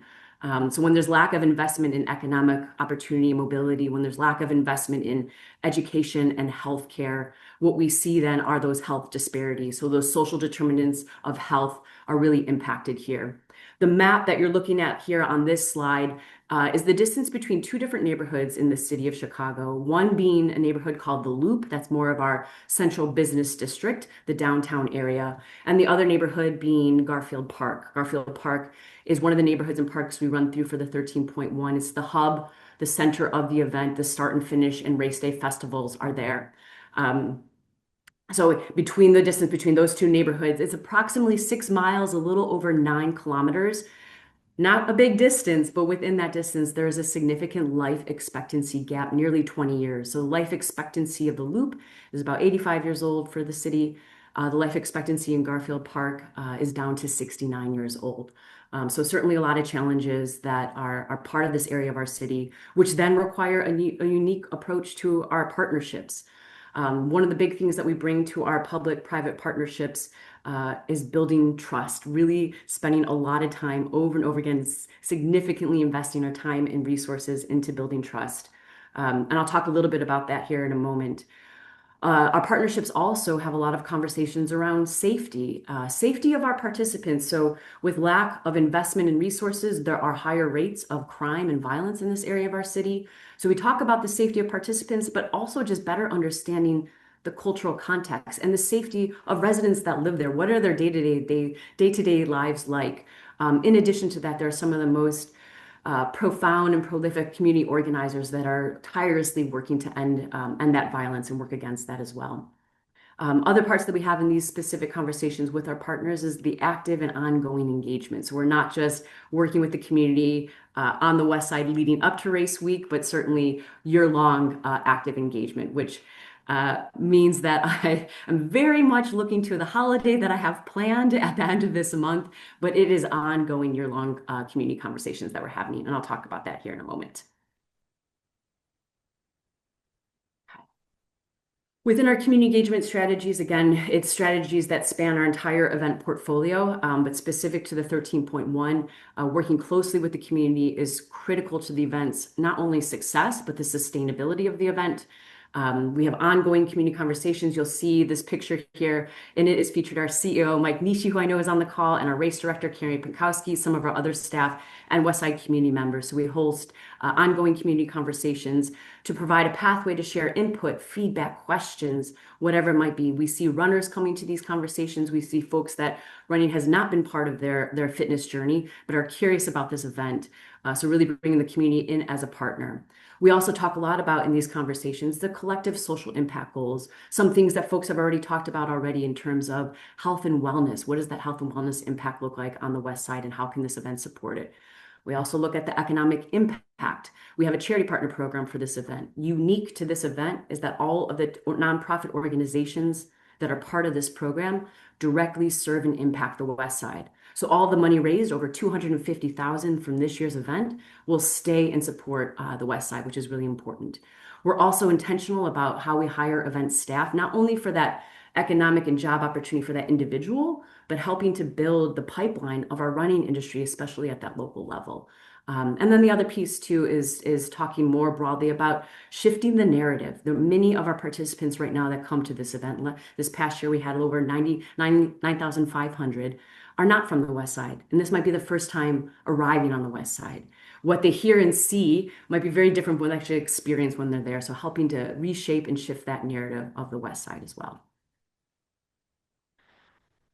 And then specific to our public-private partnerships, I wanted to call out a few of those examples, starting with working with a consultant.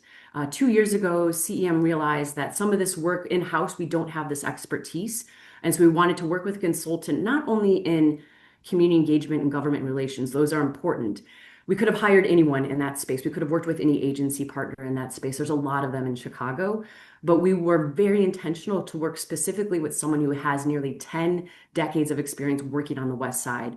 So Onyx Strategic Partners is our partner for this work for all of our events, but comes with that really deep cultural context and experience on the West Side.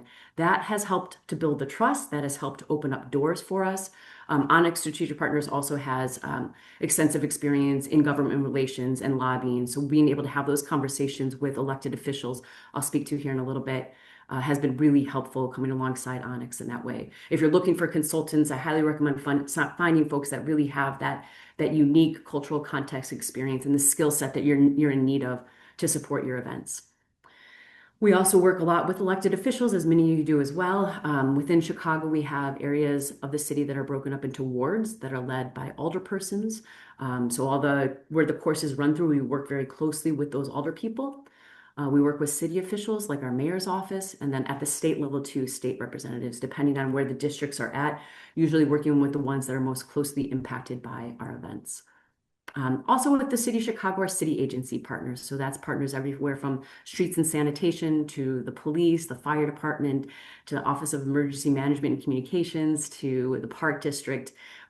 These relationships happen at different levels from permitting, but also all the way to collaborative relationships as well. And then I wanted to call out our nonprofit organizations that we work with too.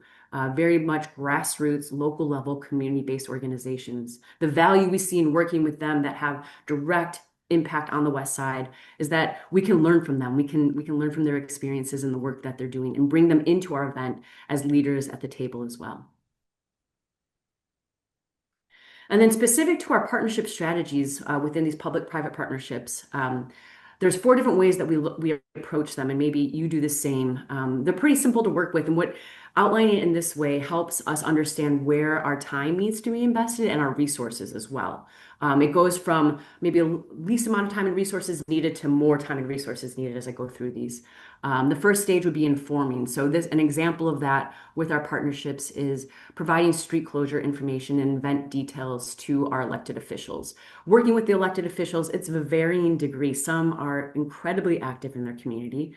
Some just want the information to be able to disseminate that and share that with their constituents. And all of that is fine. Having a better understanding of where those folks lie on that spectrum helps us then to be able to establish the resources that are needed to support those relationships and conversations.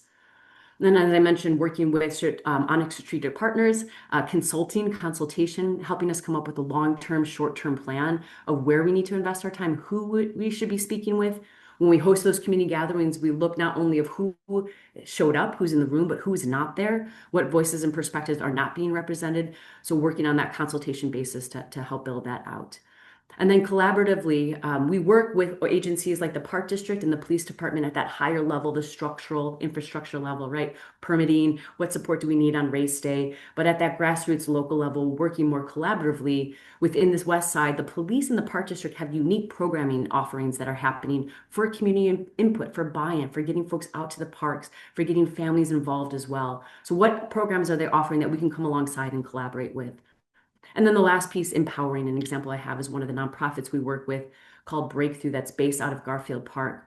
They are experts in running youth-based programming in that area. They know their communities really well. So we came alongside them, brought them into overseeing our youth running events. You'll see a photo there with some of the kids in their medals, helping them be leaders and helping us shape the event so that there is cultural context and relativity to the events that are taking place in those neighborhoods. And that's pretty much my presentation. I can stay on if anyone has any questions. Like I said, I wanted to go over just our unique approach with the Chicago 13.1 and the different types of partnerships, the way we utilize them as well. Mary Beth, amazing. Thank you. Such a wonderful and important case study. You mentioned there trust, and I think so important with all of our events, building trust. But talk to us a little bit about how that trust that you've built, please, has impacted relationships across your portfolio of events.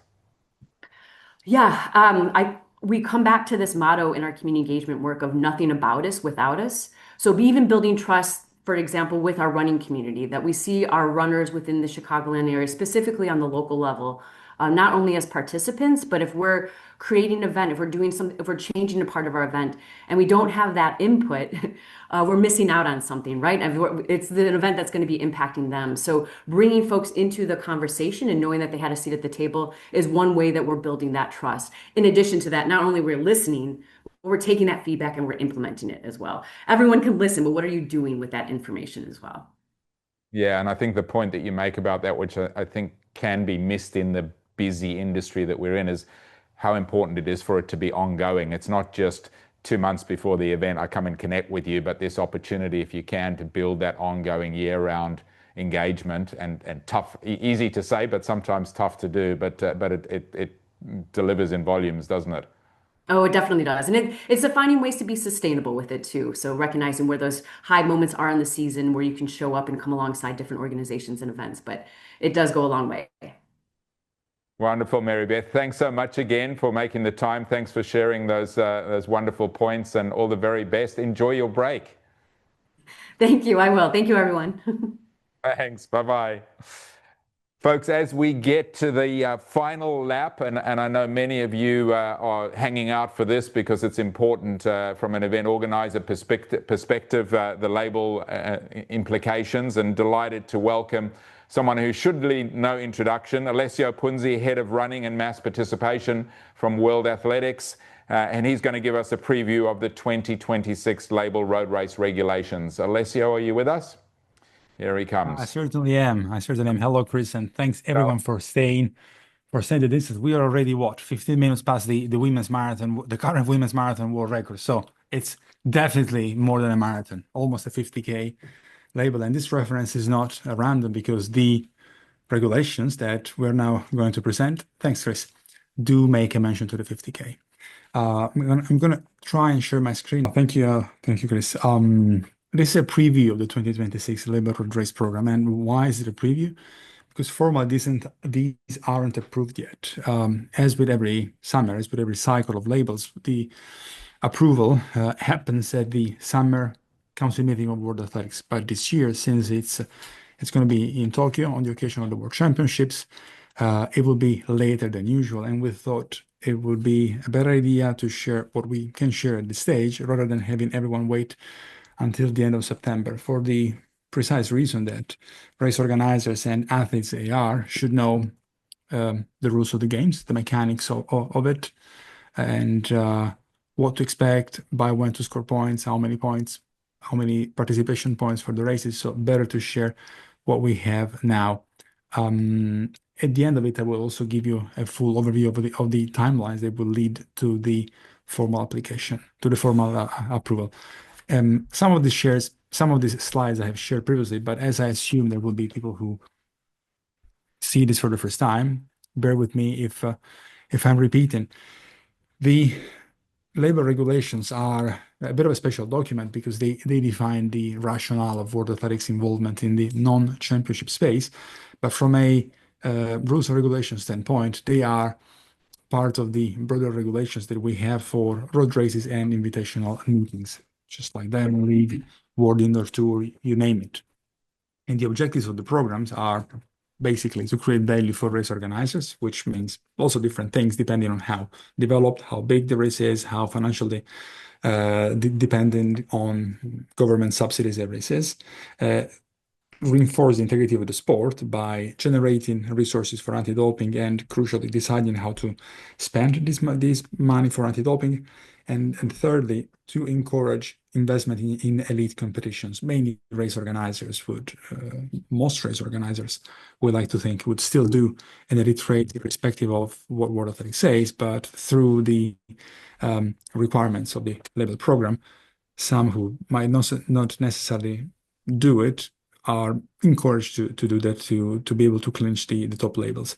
The program in 2025 exceeded our expectations. More than 300 races were in the program, and about 2.7 million was generated from label fees payable by races, AR contributions, and athletes contribution, calculated as a percentage of the prize money they win, and we will check later what this means.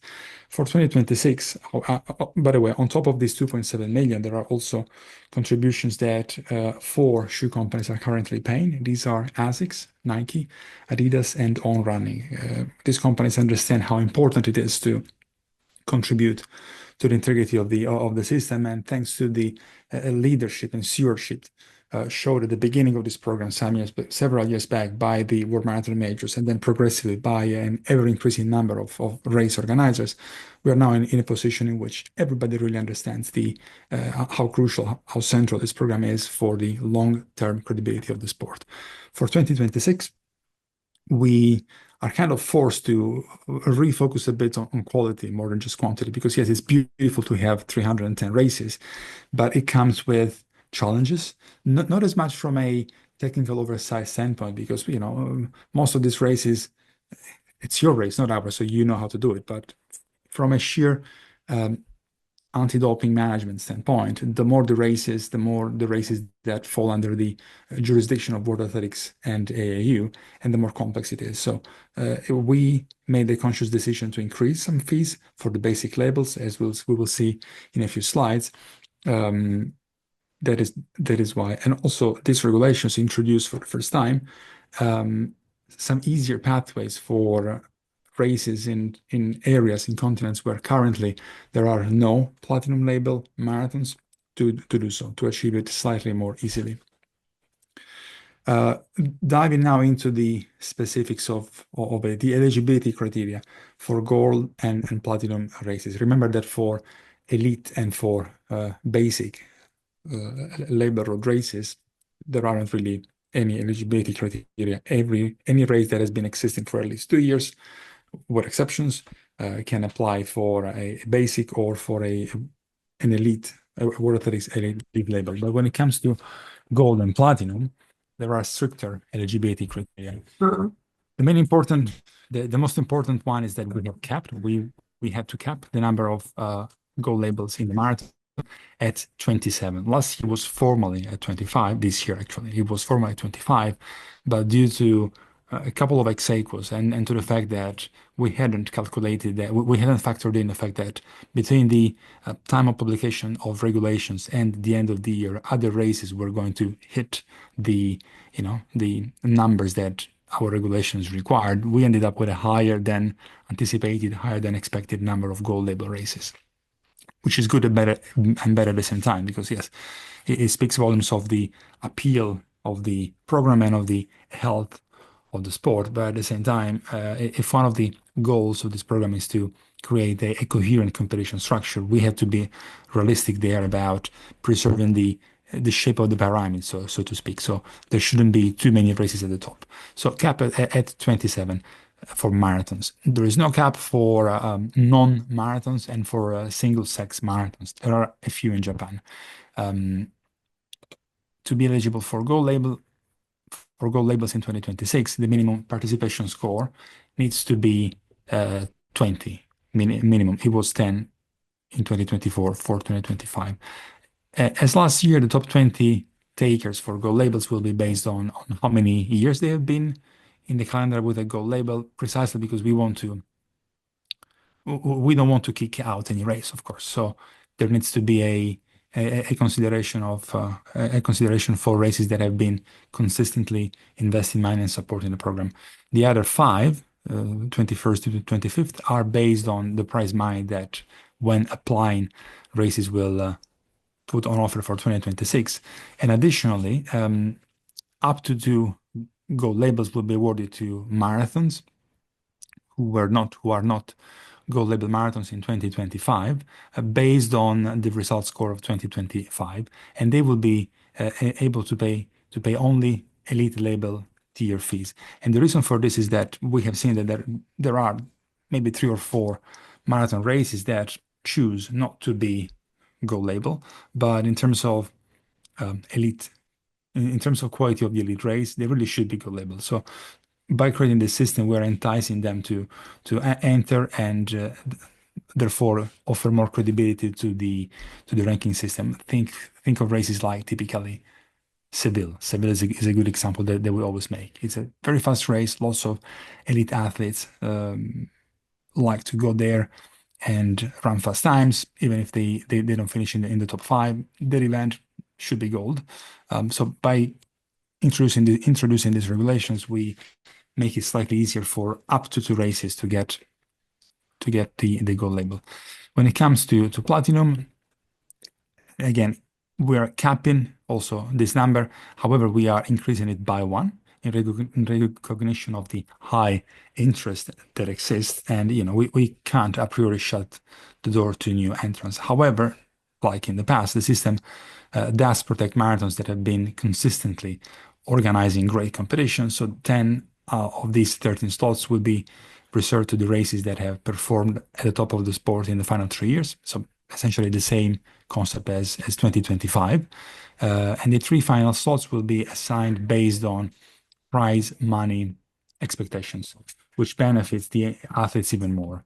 As I said, there will be an easier pathway from races from areas where currently no platinum label marathons, namely Africa and South America. More on that once we publish the regulations. For elite label applicants, nothing changes, but you should be mindful of the fact that the scoring tables have been updated.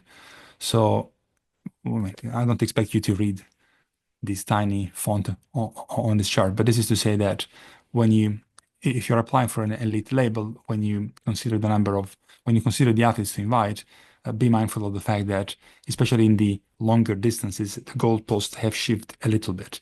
The threshold at 1,115 points has been maintained, by the corresponding times to that score has changed slightly. For elite athletes requirements, there are no changes whatsoever, neither in the mechanics nor in the minimum prize money that races have to offer, nor in the number or level of elite athletes needed. So it will once again be 45 athletes with platinum status per sex, 130 with gold status, and the number of athletes that races will have to sign up has not changed from 2025. When do athletes make status? Like this year, we have identified 3 points in the calendar where typically break performance happen. The Berlin Marathon on the 21st of September, Valencia Marathon on the 7th of December, and Tokyo Marathon on the 1st of March. So the first ranking release after these 3 very fast races, athletes will get status. When it comes to the label fees, nothing has changed for elite and platinum. We have increased a little bit the gold label fee by 25%, precisely to rebalance the demand. There is a very high demand of gold label, and we use these levers to match it with the supply of labels. Importantly, though, we have increased the basic label fees for the marathons from 3 to 5,000, and for the non-marathons from 1,200 to 2,000. And the reason is that statistically, anti-doping rule violations with the ensuing burden of work and legal costs for the athletics integrity unit are more likely to happen at these lower level races. So we do have, there is a need for raising more funds there for anti-doping, for integrity. And I understand that some people, some race organizers will be driven out of these basic label fees. That is fine. We can still be friends. We can still talk to each other. It always remains the global calendar option. So, for road races that find these costs unattainable, that is fine. A competition can be entered in the calendar with a formal national permit without the World Athletics label. When it comes to the fees on the athletes, nothing has changed. It remains 2% on the gross prize money, only in platinum, gold, and elite races. When it comes to the AR contribution, it's exactly the same. It will be 1% of the prize money that the athletes win, and this will be applicable only on. It will not be applicable on athletes who are self-represented.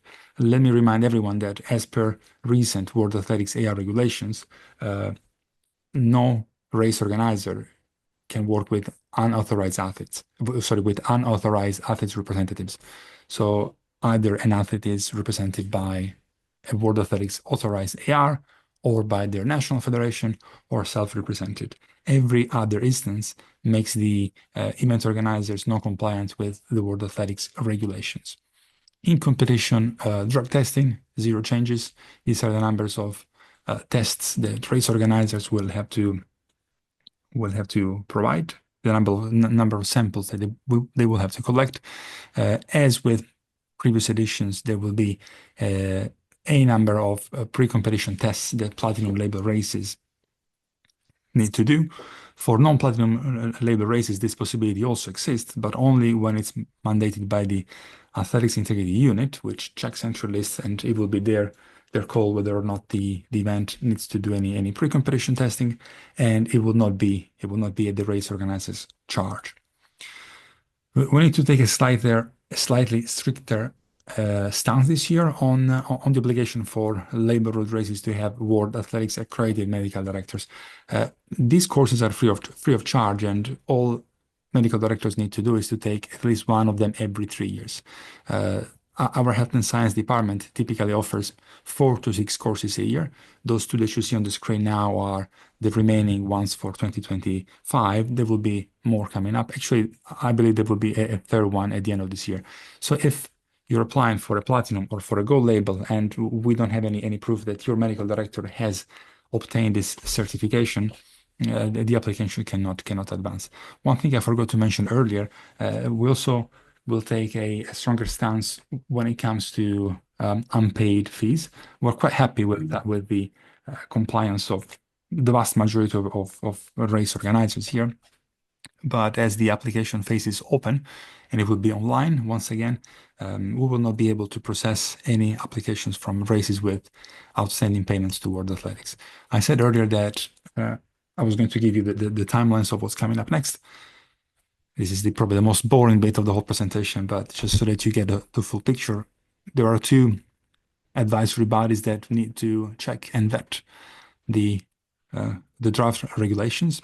There will be a council approval towards the end of July, beginning of August by email, precisely because we don't want to wait late September. So 2026 labor regulations will come into force at the beginning of August. And we endeavor to share the full documents as soon as ready, so that you have more precise points of reference. Applications online should open early September and then close to around mid to late October. As in 2025, the deadline for gold and platinum label applications will be a hard one, because we have a cap, a limit on the number of races that can achieve this status. When it comes to basic and to elite level applications, they will be accepted year round, but be mindful of the workload of the office, and especially we need at least not we, but the AU needs at least a month, which in my opinion is surprisingly quick for anti-doping planning purposes. This is as much as we're able to share now. Another thing that we will share, I will stop sharing my screen.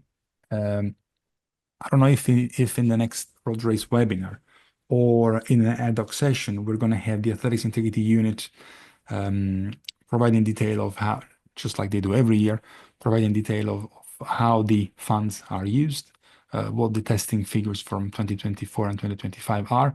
Last year, there was a presentation done more or less at this time of the year at the World Athletics ASICS, the Business of Running Events Conference. This year, that presentation will not happen there, but we will do it online with the community, as well as in a physical form as soon as we have a chance to get together.